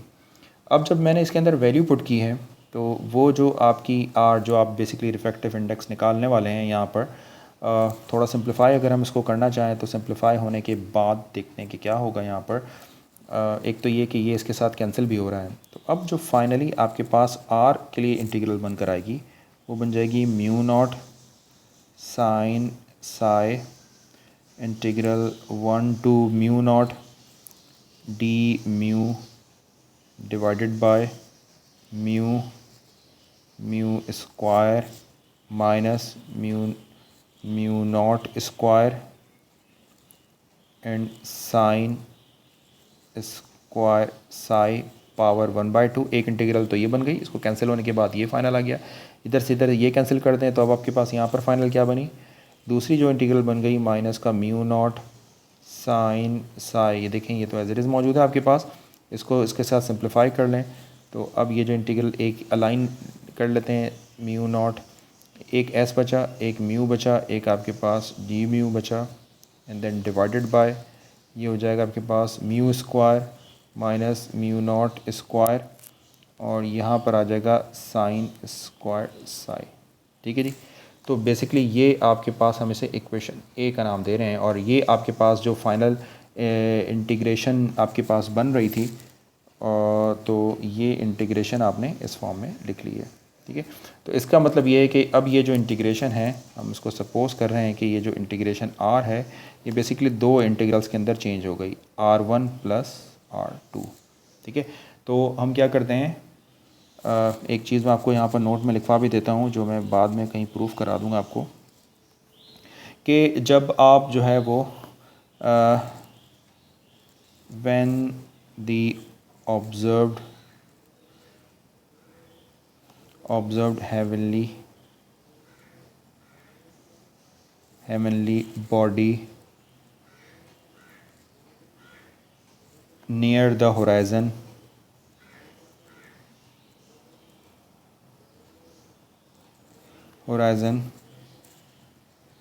then psi is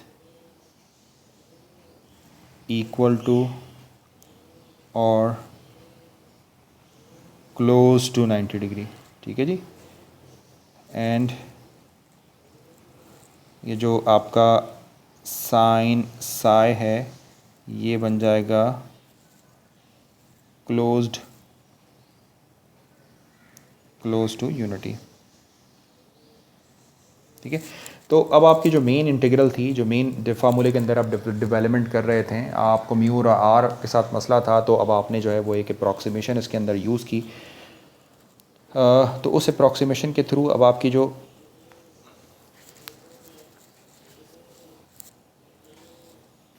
उस अप्रॉक्सीमेशन के थ्रू आपकी जो मेन एक सिंगल इंटीग्रल थी वो दो डिफरेंट इंटीग्रल्स के अंदर चेंज हो गई है। राइट, तो अब हमारा टारगेट ये होगा कि हम इसको इंटीग्रेट करें, वो प्रीवियस वाली इंटीग्रल से कंपैरेटिवली इजी है इंटीग्रेट करना। क्यों? क्योंकि अगर आप नोट करें तो यहाँ पर आर वाली जो टर्म है वो एलिमिनेट हो गई है, अब कोई आर वाली टर्म नहीं है।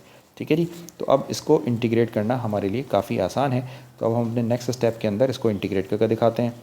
ये तमाम चीज़ें स्टेप बाय स्टेप हैं, इतनी डिटेल्स आपको कहीं पर भी नहीं मिलेगी। तो अगर आप मैथमेटिकल एस्ट्रोनॉमी के शौकीन हैं तो आप इन वीडियोस को ज़रूर देखें, लाइक करें, शेयर करें और मेरे चैनल को ज़रूर सब्सक्राइब करें। चले जी, तो हम आगे चलते हैं इसको। तो नाउ अब हमारा ऑब्जेक्टिव क्या है? Our objective to find the value of R1 and R2, इनको इंटीग्रेट करना है। ठीक है जी, तो पहले हम बात करने वाले हैं यहाँ पर R1 की। तो कंसिडर करते हैं हम यहाँ पर R1, ये आपके पास R1 है। अच्छा, ये जो R1 है आपके पास, ये देखिए यहाँ पर जो लिखा हुआ है इसमें ये सारा तो कांस्टेंट है, इसको हम कुछ सपोज़ कर लेते हैं, मान लें हम इसको अल्फ़ा सपोज़ कर लेते हैं ताकि काम करना हमारे लिए थोड़ा सा ईजी हो जाए। तो हम यहाँ पर लेट सपोज़ अल्फ़ा हम सपोज़ कर रहे हैं यहाँ पर क्या, ये सपोज़ कर रहे हैं mu not sine psi suppose कर रहे हैं। तो R1 बराबर हो जाएगा alpha integral 1 to mu naught D mu divided by, अब वहाँ पर ये तो म्यू एज इट इज़ होगा आपके पास, म्यू तो एज इट इज़ है, और ये बन जाएगा mu square minus alpha square in power 1/2। ठीक है जी। तो यहाँ पर इसको इंटीग्रेट करने के लिए हम क्या कर रहे हैं, यूजिंग कर रहे हैं बाय ट्रिग्नोमेट्रिक सब्स्टिट्यूशन।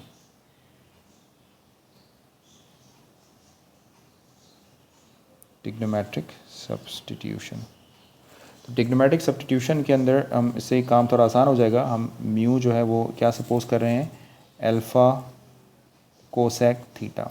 ठीक है जी। तो ये जो डी म्यू है ये किसके इक्वल होगा, minus alpha cosec theta cot theta and D theta. इसको उठाकर आप कहाँ पुट कर रहे हैं, ये जो आपकी इंटीग्रेशन है, मान लें कि इक्वेशन आपकी डबल स्टेरिक है, तो इन डबल स्टेरिक, तो डबल स्टेरिक के अंदर सब्स्टिट्यूट कर दिया। तो ये जो आपके पास अब R1 है ये इक्वल होगा alpha integral 1 to mu naught minus alpha cosec theta cot theta divided by alpha cosec theta. ठीक है जी। और नेक्स्ट में आपके पास क्या होगा, म्यू स्क्वायर यानी alpha square cosec square theta minus alpha square, और होल पावर कितनी है 1/2। अब आप फर्दर जो है इसको सिंप्लीफाई कर लें, तो ये जो R1 है आपके पास ये इक्वल होगा, देखिए जी ये अल्फ़ा से अल्फ़ा कैंसिल हो गया आपके पास, तो एक तो माइनस की साइन आपकी बाहर चली गई, ये 1 आ जाएगा और ये म्यू नॉट हो जाएगा। ऊपर एक अल्फ़ा मौजूद है और ये कोसेक थीटा भी एज इट इज़ है और ये कॉट थीटा भी एज इट इज़ है और ये डी थीटा भी एज इट इज़ है, डिवाइडेड बाय क्या होगा। अब यहाँ से अगर आप जो है वो एक तो अल्फ़ा को कॉमन ले लें, तो अल्फ़ा जो है अल्फ़ा यहाँ से और यहाँ से कॉमन ले लें और उसके ऊपर होल पावर 1/2 है, तो ये अल्फ़ा हो जाएगा। और कोसेक थीटा पहले से एग्जिस्ट करता है यहाँ पर, और कोसेक स्क्वायर थीटा -1 जो है वो बेसिकली बराबर होता है कॉट थीटा के। तो अगर आप नोट करें तो ये देखें ये सब न्यूमरेटर डिनोमिनेटर एक दूसरे से कैंसिल हो गए।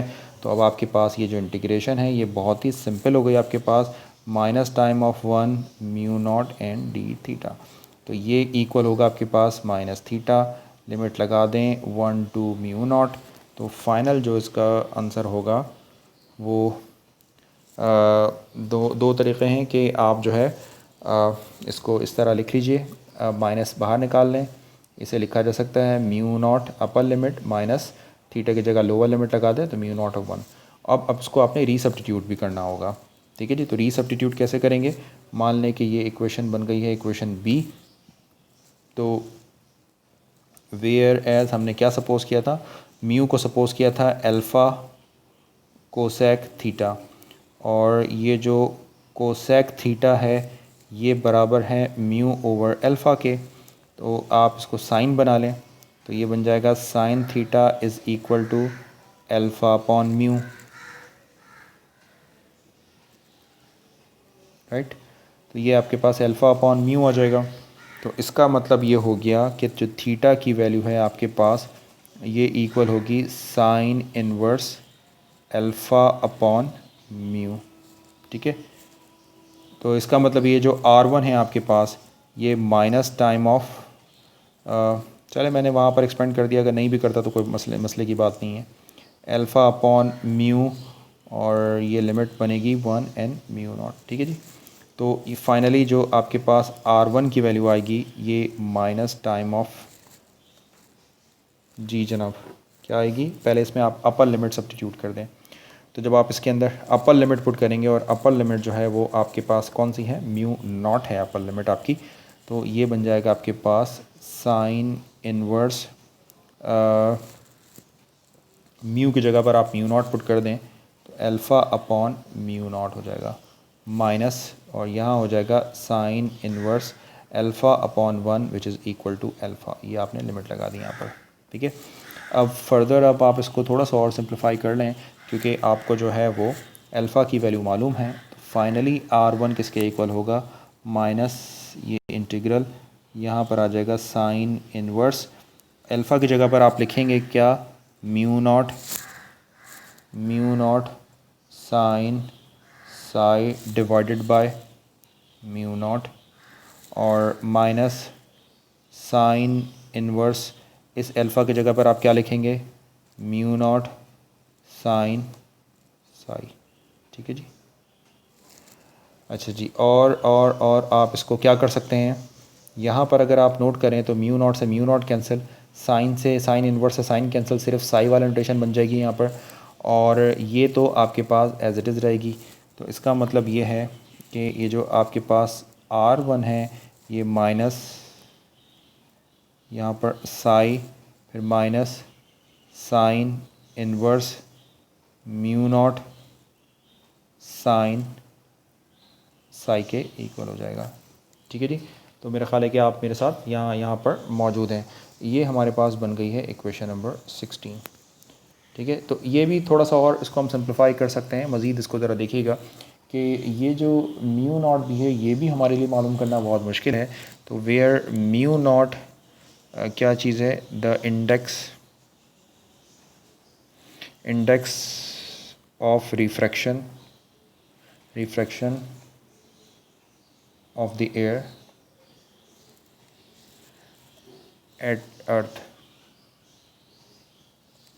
ठीक है जी, earth surface, it is a little greater than unity. तो ऑफ कोर्स ये जो अर्थ सरफेस के ऊपर है तो ये यूनिटी से कुछ बड़ा होगा, ग्रेटर देन यूनिटी। ठीक है जी।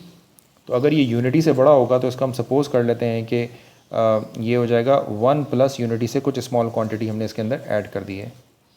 ठीक है, तो ये बात आपके समझ आ गई है कि जो म्यू नॉट है आपके पास, हम सपोज़ करें कि म्यू नॉट जो है वो यूनिटी से कुछ बड़ा है, तो यूनिटी नहीं है बट यूनिटी से कुछ बड़ा है यहाँ पर ना, तो हमने इसको एक स्मॉल चीज़ शो कर दी है यहाँ पर।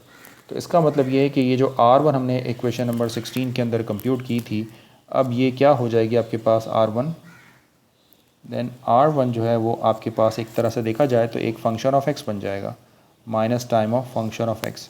ठीक है जी, चलो माइनस टाइम अभी नहीं भी लिखेंगे तो टेक्निकली ये बन जाएगा आपके पास फंक्शन ऑफ x, और ये बराबर हो जाएगा आपके पास क्या जी जनाब। पहली बात ये है कि अगर इसको माइनस के साथ मल्टीप्लाई कर देंगे तो ये टर्म पहले आ जाएगी और ये टर्म बाद में चली जाएगी। तो यहाँ पर आप लिखेंगे, यहाँ पर sine inverse as it is होगा, फिर ब्रैकेट म्यू नॉट की जगह पर आप लिख सकते हैं 1 प्लस एक्स, और यहाँ पर ये जो साइन साई वाले टर्म है एज इट इज़ रहेगी, और माइनस साई भी एज इट इज़ रहेगा। ठीक है, अब यहाँ पर आप अप्लाई कर दें मैक्लॉरन थ्योरम, एंड इतनी डिटेल जो है वो आपको कहीं भी नहीं मिलेगी, बाय मैक्लॉरन थ्योरम। तो मैक्लॉरन थ्योरम में आप अप्लाई कर दें and neglect x square S cube वगैरह की जो टर्म्स हैं उनको। ठीक है, यानी हायर ऑर्डर टर्म को अगर आप निगलेक्ट भी कर दें तो आपके पास क्या होगा, तो मैक्लॉरन सीरीज़ होती है कि आपके पास एक्चुअली एफ ऑफ एक्स को आप जो है वो एक्सपेंड कर सकते हैं, और वो बन जाता है आपके पास F of zero plus X F dash of zero. ठीक है, ये सपोज़ करें क्वेश्चन सी हो गई। तो अब आप इसको एक्सपेंड कर लें तो बताएं कि ये जो ऊपर आपका फंक्शन आपके पास जो लिखा हुआ है ये फंक्शन एफ ऑफ ज़ीरो पर क्या होगा, तो एफ ऑफ ज़ीरो पर ये फंक्शन हो जाएगा sine inverse, this is 1 plus zero sign Sai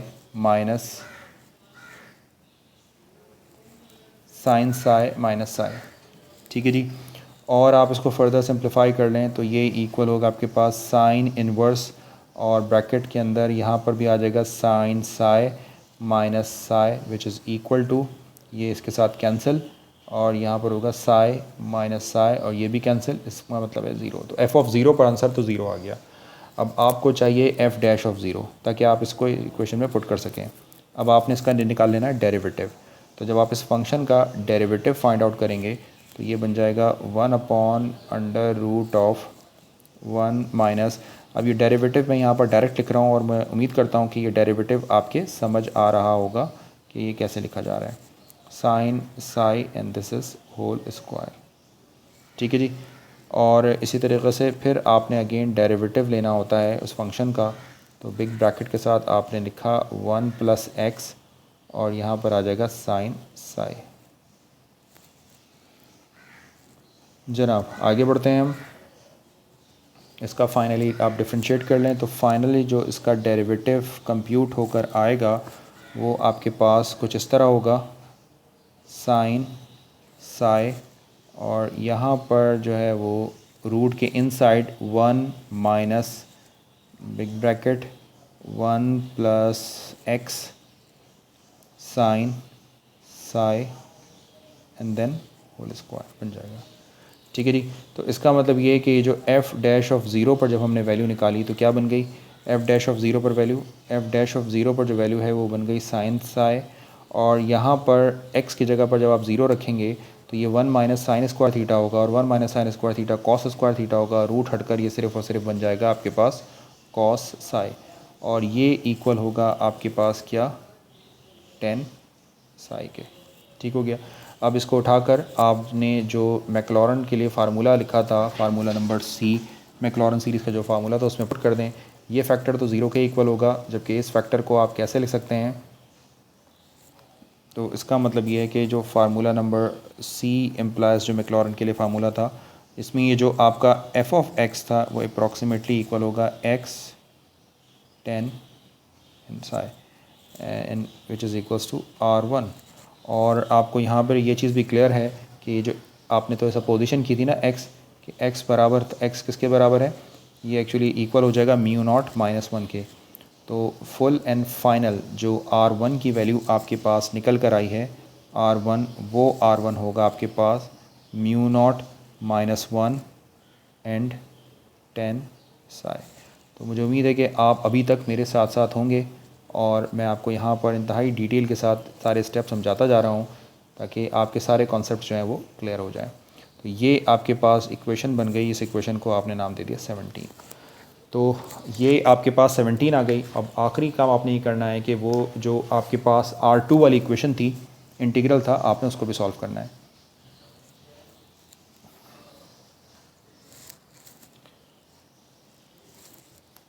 तो ऊपर आप देखिएगा जो मैंने, जहाँ पर मैंने R2 को एक्सप्लेन किया है, तो अब मैं जो है वो R2 को कंप्यूट करता हूँ।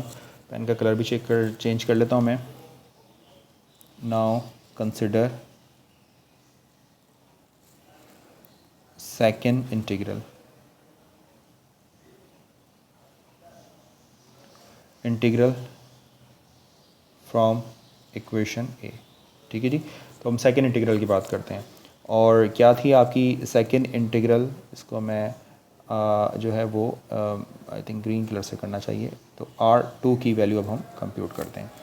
ये सेकेंड इंटीग्रल थी आपके पास mu not sine psi, limit ले लें 1 से mu not S mu D mu divided by mu square minus mu not square sine square psi and then power 3/2, ठीक है जी। और यहाँ पर हम पहले से डिफ़ाइन कर चुके हैं कि s जो है वो बहुत ही स्मॉल क्वांटिटी है और s की जो वेरिएशन है वो 0 से शुरू होती है और 0.01 तक चलती है, वो 0 से 0.1 के दरमियान होता है। तो यहाँ पर हम एक जो है वो थ्योरम के अकॉर्डिंग हम लिख रहे हैं, यहाँ पर अकॉर्डिंग टू ग्लैडस्टोन, ये बेसिकली दो साइंटिस्ट के नाम है जिन्होंने इस पर रिसर्च की है, एंड ये इनके लॉज हैं, Dale's law, we can express mu in terms of atmospheric density. तो हम अपने म्यू को जो है वो एटमॉस्फेरिक डेंसिटी की फॉर्म में भी इसको एक्सप्रेस कर सकते हैं। और बेसिकली ये भी एक बहुत इंपॉर्टेंट एक रिलेशन है जो एक्सपेरिमेंट से हमने निकाला है। और ये एक्सपेरिमेंट जो है ग्लैडस्टोन और डेल्स ने परफॉर्म किया था, तो इसलिए इनका लॉ कहलाता है। तो ये जो म्यू है आपके पास ये इक्वल होगा 1 + सी एन रॉ। ठीक है जी, ये भी मैं बॉक्स बना देता हूँ। एक बहुत इंपॉर्टेंट रिलेशन है ये भी, जो डेटा से निकाले जाते हैं ये। तो चूँकि यहाँ पर अभी डेटा का हमारा कोई काम नहीं है, तो इसलिए मैं ये नहीं बता रहा हूँ कि इसको कैसे निकाला हमने, हम इसको यूज़ करते हैं। ये बाय एक्सपेरिमेंटल डेटा निकलता है। तो इसमें सी क्या चीज़ है, फिर C is a constant, C is a constant, और इसकी क्या न्यूमेरिकल वैल्यूज़ हैं, विद न्यूमेरिकल वैल्यूज़। ये जो सी की जो न्यूमेरिकल वैल्यूज़ होती हैं वो जो कंप्यूट की जाती हैं वो 226 होती हैं। और ये किसके लिए होती हैं, for the air at the earth surface. ठीक है जी। और इसी तरीक़े से ये इसका सिंपल फंक्शन ये है कि बेसिकली जो म्यू है आपके पास, म्यू क्या है, रिफ्रैक्टिव इंडेक्स जो है, उस रिफ्रैक्टिव इंडेक्स की जो वैल्यूज़ है वो इस रिलेशन से चेंज होती रहती है। सी कांस्टेंट है और रॉ बेसिकली उन लेयर्स की डेंसिटी है। तो आपको पता है कि जैसे जैसे मीडियम डेंस हो जाता है तो रिफ्रैक्टिव इंडेक्स की वैल्यू भी चेंज होती रहती है। तो हम इस रिलेशन को यहाँ पर इस तरह यूटिलाइज़ कर सकते हैं। इसी तरीक़े से ये जो सी और रॉ नॉट की जो वैल्यूज़ है, यानी ये जो डेंसिटी है ये होती है 0.00। ये सब न्यूमेरिकल कंप्यूटेशन से निकाली गई हैं, यानी डेटा के थ्रू ये वैल्यूज़ जो हैं वो फाइंड आउट की जाती हैं। खैर इनकी अभी यहाँ पर इतनी ज़्यादा ज़रूरत नहीं है, नहीं तो मैं आपको ज़रूर यहाँ पर एक्सप्लेन करता। खैर इस इक्वेशन नंबर 18 को अगर आप देखें और ये सब्सटीट्यूशन आप लगाएं अपने इंटीग्रेशन के ऊपर, ये सपोज़ करें कि ये आपकी सब्सटीट्यूशन है, ये सब्सटीट्यूशन आपने प्रैक्टिकली निकाली, तो ये जो डी म्यू है ये किसके इक्वल होगा आपके पास, ये इक्वल हो जाएगा 1 के लिए 0 हो जाएगा और सी एंड डी रॉ के इक्वल हो जाएगा, राइट। तो इसका मतलब ये है कि ये जो आपके पास R2 वाली इंटीग्रल है ये C mu not as it is और साइन रॉ आ जाएगा आपके पास। ठीक है जी, यह देख लीजिए यहाँ पर, ये यहाँ पर म्यू नॉट साइन रॉ जो है वो बेसिकली एज इट इज़ है। और यानी थोड़ा सा मैंने इसको ज़रा सिंप्लीफाई करके लिख दिया है। और ये इंटीग्रल हो जाएगी आपके पास 0 से लेकर म्यू नॉट तक की एस म्यू डी रॉ, यानी इस सब्स्टिट्यूशन को अप्लाई कर रहा हूँ। Mu square minus mu not square sine square psi, और उसके ऊपर जो पावर है वो है 3/2। ये बन गई आपकी इक्वेशन नंबर 19। इसको ज़रा फर्दर सिंप्लीफाई कर लें। क्या सिंप्लीफाई करेंगे, ये जो म्यू है और ये जो म्यू नॉट है ये अप्रॉक्सीमेटली 1 के इक्वल होते हैं।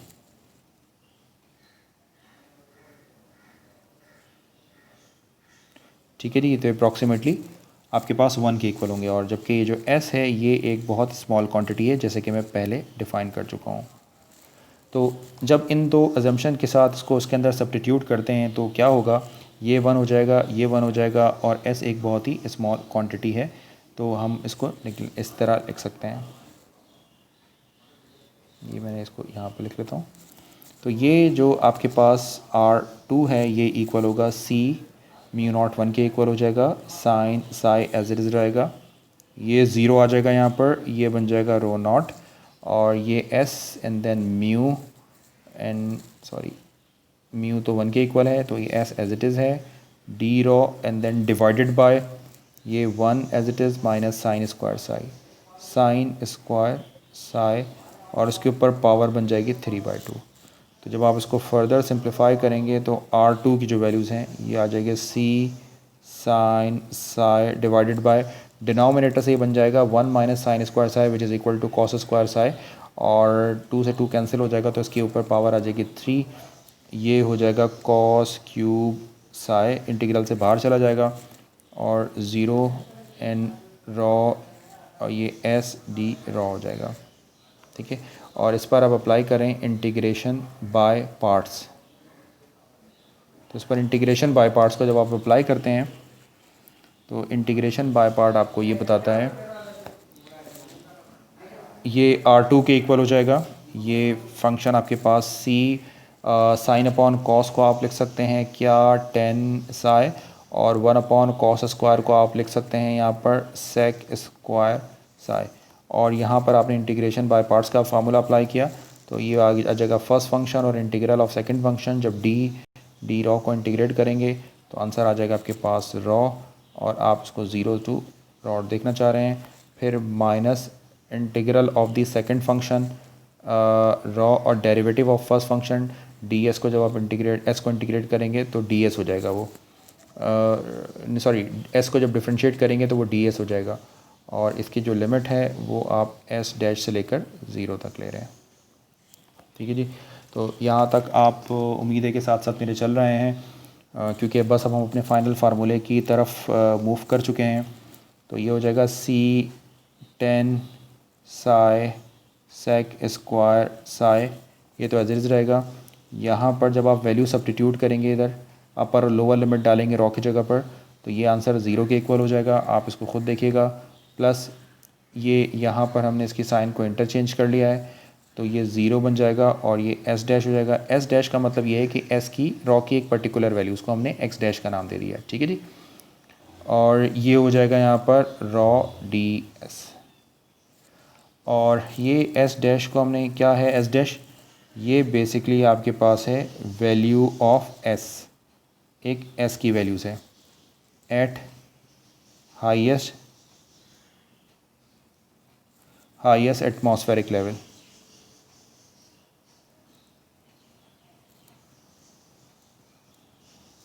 ठीक है जी, तो ये एस की एक आपके पास वैल्यू है वेयर, तो ये हमने इसको देख लिया कंप्यूट कर करके ये आंसर कैसे आएगा, इसको आपको ट्राई कीजिएगा। तो इसका मतलब ये हो जाएगा कि आपके पास जो है ये जो वैल्यू है वो बन जाएगी A times of zero to S dash जो है रॉ डी एस, ये इक्वल हो जाएगा आपके पास zero to S dash rho time of D N A S. ठीक है जी, इसको इस तरह लिख सकते हैं।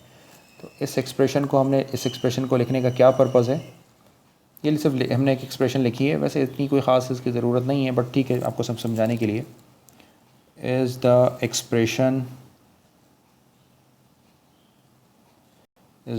Expression of the mass of a column of air. अब ये सारी जो चीज़ें हैं ये बेसिकली एक्सपेरिमेंटल होती हैं, तो हम इसलिए इसको यहाँ पर नहीं देख रहे हैं। Of a unit cross section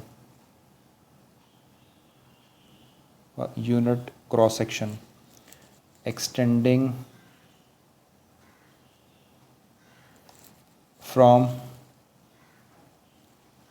the earth surface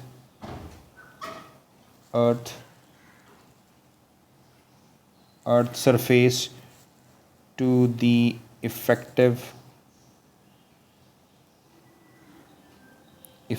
limit of the atmosphere। ठीक है जी, अब ये इफेक्टिव लिमिट क्या है, बेसिकली वही 40 माइल्स जो मैंने आपको लिखवाया था। इंडिपेंडेंट लॉ है विच इज़, चले थोड़ी सी,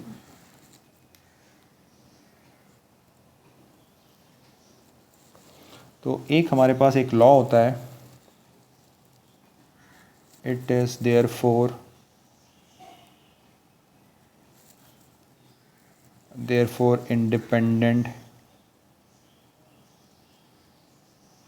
independent of natural law according to which,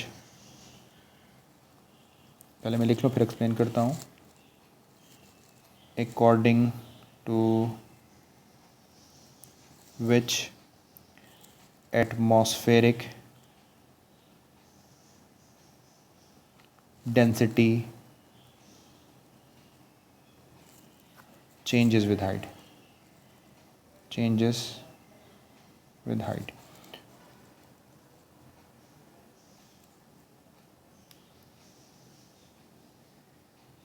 तो अब आप क्या कर सकते हैं कि ये जो आपके पास इक्वेशन है, ये जो आपके पास एक इक्वेशन बनकर आई है, ये जब आप इसको इसके साथ सी के साथ मल्टीप्लाई करते हैं तो ये चूँकि सारी चीज़ें एक्सपेरिमेंटल हैं तो हम इसको एक कांस्टेंट, ये माइनस, देखिए यहाँ पर ये सारी चीज़ें चूँकि अब एक्सपेरिमेंटल हैं तो अब हम इसको जो है वो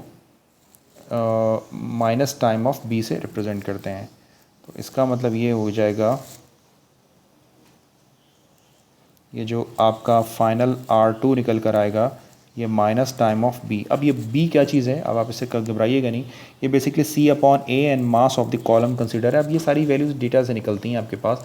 मतलब आप यूँ समझ लें कि ये जो सी फैक्टर है और ये सारा जो फैक्टर है जब इसके साथ मल्टीप्लाई होगा तो ये किसी कांस्टेंट को जनरेट करेगा और उस कांस्टेंट को हम नाम दे रहे हैं माइनस बी का।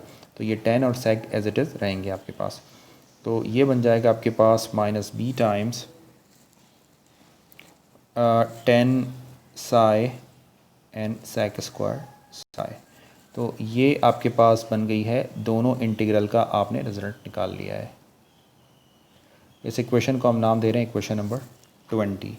ठीक है, तो ये आपके पास है must be recorded as a dependent on pressure and temperature. तो टेम्परेचर और प्रेशर पर डिपेंड कर रहा है। तो इसका मतलब है कि इक्वेशन नंबर 17 और इक्वेशन नंबर 20 को अगर आप कंबाइन करें तो आपके पास जो फाइनल रिफ्रैक्शन आ जाएगी वो बन जाएगी म्यू नॉट माइनस 1, और यहाँ पर आप लिखेंगे 10 साई प्लस, वैसे ये मैंने सिर्फ एक डिप्लॉयमेंट दिखाई है, इन फार्मूलों में काफ़ी डिप्लॉयमेंट हो चुकी हैं। बी 10 साई और ये सॉरी ये प्लस होगा, बी 10, एक सेकेंड यहाँ पर मैं एक चीज़ सिर्फ कंफर्म कर लूँ क्योंकि ऐसा ना हो कि कोई मिस्टेक हो जाए और आप फिर कंफ्यूज रहें। R1 प्लस R2 है, तो एक्चुअली मैंने माइनस की जो वैल्यू है वो माइनस गलत लिख दिया है यहाँ पर, ये माइनस बी नहीं होगा। कैसे कि जब आप इस पूरी फैक्टर को इसके साथ मल्टीप्लाई करेंगे तो ये सी भी प्लस है, ये भी प्लस है, तो ये प्लस बी बन जाएगा एक्चुअली। तो यहाँ पर ये आपने प्लस बी ही लिखना होगा। मैं इसको मिटा देता हूँ, इसका मतलब प्लस बी होगा। तो ये बन जाएगा प्लस बी टाइम ऑफ 10 और ये हो जाएगा सेक स्क्वायर एंड साई। अब मुझे लगता है कि हम इसको मज़ीद सिंप्लीफाई करके लिख सकते हैं। तो जब आप इसको मज़ीद सिंप्लीफाई करेंगे तो ये इक्वल होगा mu naught 10 psi minus 10 psi plus B time of 10 psi, और सेक स्क्वायर को आप लिख सकते हैं 1 प्लस 10 स्क्वायर साई। तो फर्दर अगर आप इसको सिंप्लीफाई करेंगे तो ये रिज़ल्ट इक्वल होगा आपके पास 10 साई को अगर आप कॉमन ले लें तो ये इक्वल होगा म्यू नॉट माइनस 1, और फिर यहाँ से भी आपने कॉमन ले लिया तो ये बी आ जाएगा, और फिर आपके पास बी भी आपके पास दो टर्म्स के अंदर है। ठीक है जी, तो ये 10 साई है आपके पास। चलें आप इसको खुद देखिएगा, plus B times of course ये बन जाएगा 10 3 पावर साई। ठीक है जी, ये दोनों के साथ जब मल्टीप्लाई किया तो इन सब को तो साथ लिख लिया आपने, और ये बी टाइम्स ऑफ 10 क्यूब बन जाएगा। और ये भी सब कांस्टेंट है, म्यू नॉट भी कांस्टेंट, -1 भी कांस्टेंट, बी भी कांस्टेंट। तो अगर आप इन सब को ए सपोज़ कर लें, या हम इसको ए सपोज़ कर लें, तो जो फाइनल रिफ्रैक्शन का आपके पास नया फार्मूला बनकर आएगा वो बनकर आएगा A 10 psi plus B 10 cube Sai. और इसमें जो A और B की वैल्यूज़ हैं ये याद रखना है आपने कि ये जो A और B है ये वैल्यू सिर्फ़ और सिर्फ एक्सपेरिमेंट से निकाली जा सकती हैं। तो A और B की वैल्यू को आप एक्सपेरिमेंट से कैलकुलेट कर सकते हैं। तो फाइनल कमेंट ये है कि जब आपने A और B की वैल्यूज़ निकाली है यानी इसी फार्मूले को बिल्कुल फुल एंड फाइनल, जो मैं आपके लिए कमेंट्स लिख रहा हूँ यहाँ पर, कि the numerical expression for the mean refraction for the barometric pressure and temperature के लिए जब आंसर निकाला है, इसी फार्मूले की वैल्यू, इसी फार्मूले को जब आपने देखा है फॉर बैरोमेट्रिक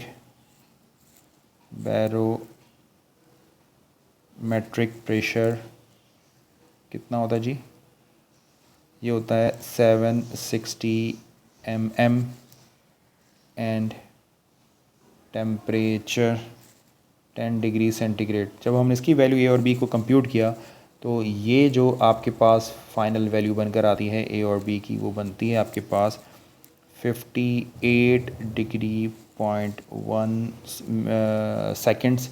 ये डिग्री मिनट सेकेंड्स के हैं and this is 10 psi minus 0 degree point 0670 seconds .06 and ये बन जाता है आपके पास 10 क्यूब साई। तो ये जो वैल्यूज़ हैं आपके पास, ऑफ कोर्स ये वैल्यूज़ जो है वो आपको पहले से पता हैं, बट ये वैल्यूज़ न्यूमेरिकली कंप्यूट की जा सकती हैं। और ये बात आपने याद रखनी है कि अगर आपके पास जो है वो जेनिथ डिस्टेंस जो है वो 75 डिग्री से एक्सीड करता है तो ये फार्मूला उसके लिए सफिशेंट नहीं है, राइट। तो ये बेसिकली आपने उस रिफ्रैक्शन के फार्मूले के अंदर फाइनल डेवलपमेंट कर ली। तो अगर आपने रिफ्रैक्शन निकालना है तो 58 ये फैक्टर एज इट इज़ रहेगा। बस साई क्या चीज़ है यहाँ पर, ये बेसिकली साई जो है वो आपका ऑब्जर्वर का जो है वो जेनिथ डिस्टेंस है, ZD था साई ऑब्जर्वर जेनिथ, बस वो यहाँ पर आपने इसको सब्स्टिट्यूट करना होगा और 10 निकालना होगा तो आप मालूम कर सकते हैं कि आपके स्टार की रिफ्रैक्शन कितनी है, ठीक है जी। तो ये बेसिकली ऊपर जो था वो रिफ्रैक्शन का एक जर्नल फार्मूला था और ये बेसिकली रिफ्रैक्शन फार्मूले के अंदर एक डेवलपमेंट है। तो अगर आप इस पूरी वीडियो को एक सीक्वेंस के साथ देखेंगे तो आपको यहाँ पर हर डिटेल, हर स्टेप्स को बहुत क्लियरली डिफ़ाइन किया गया है, वो आपको समझ आ जाएगा और बहुत अच्छे तरीक़े से ये क्लियर हो जाएगा।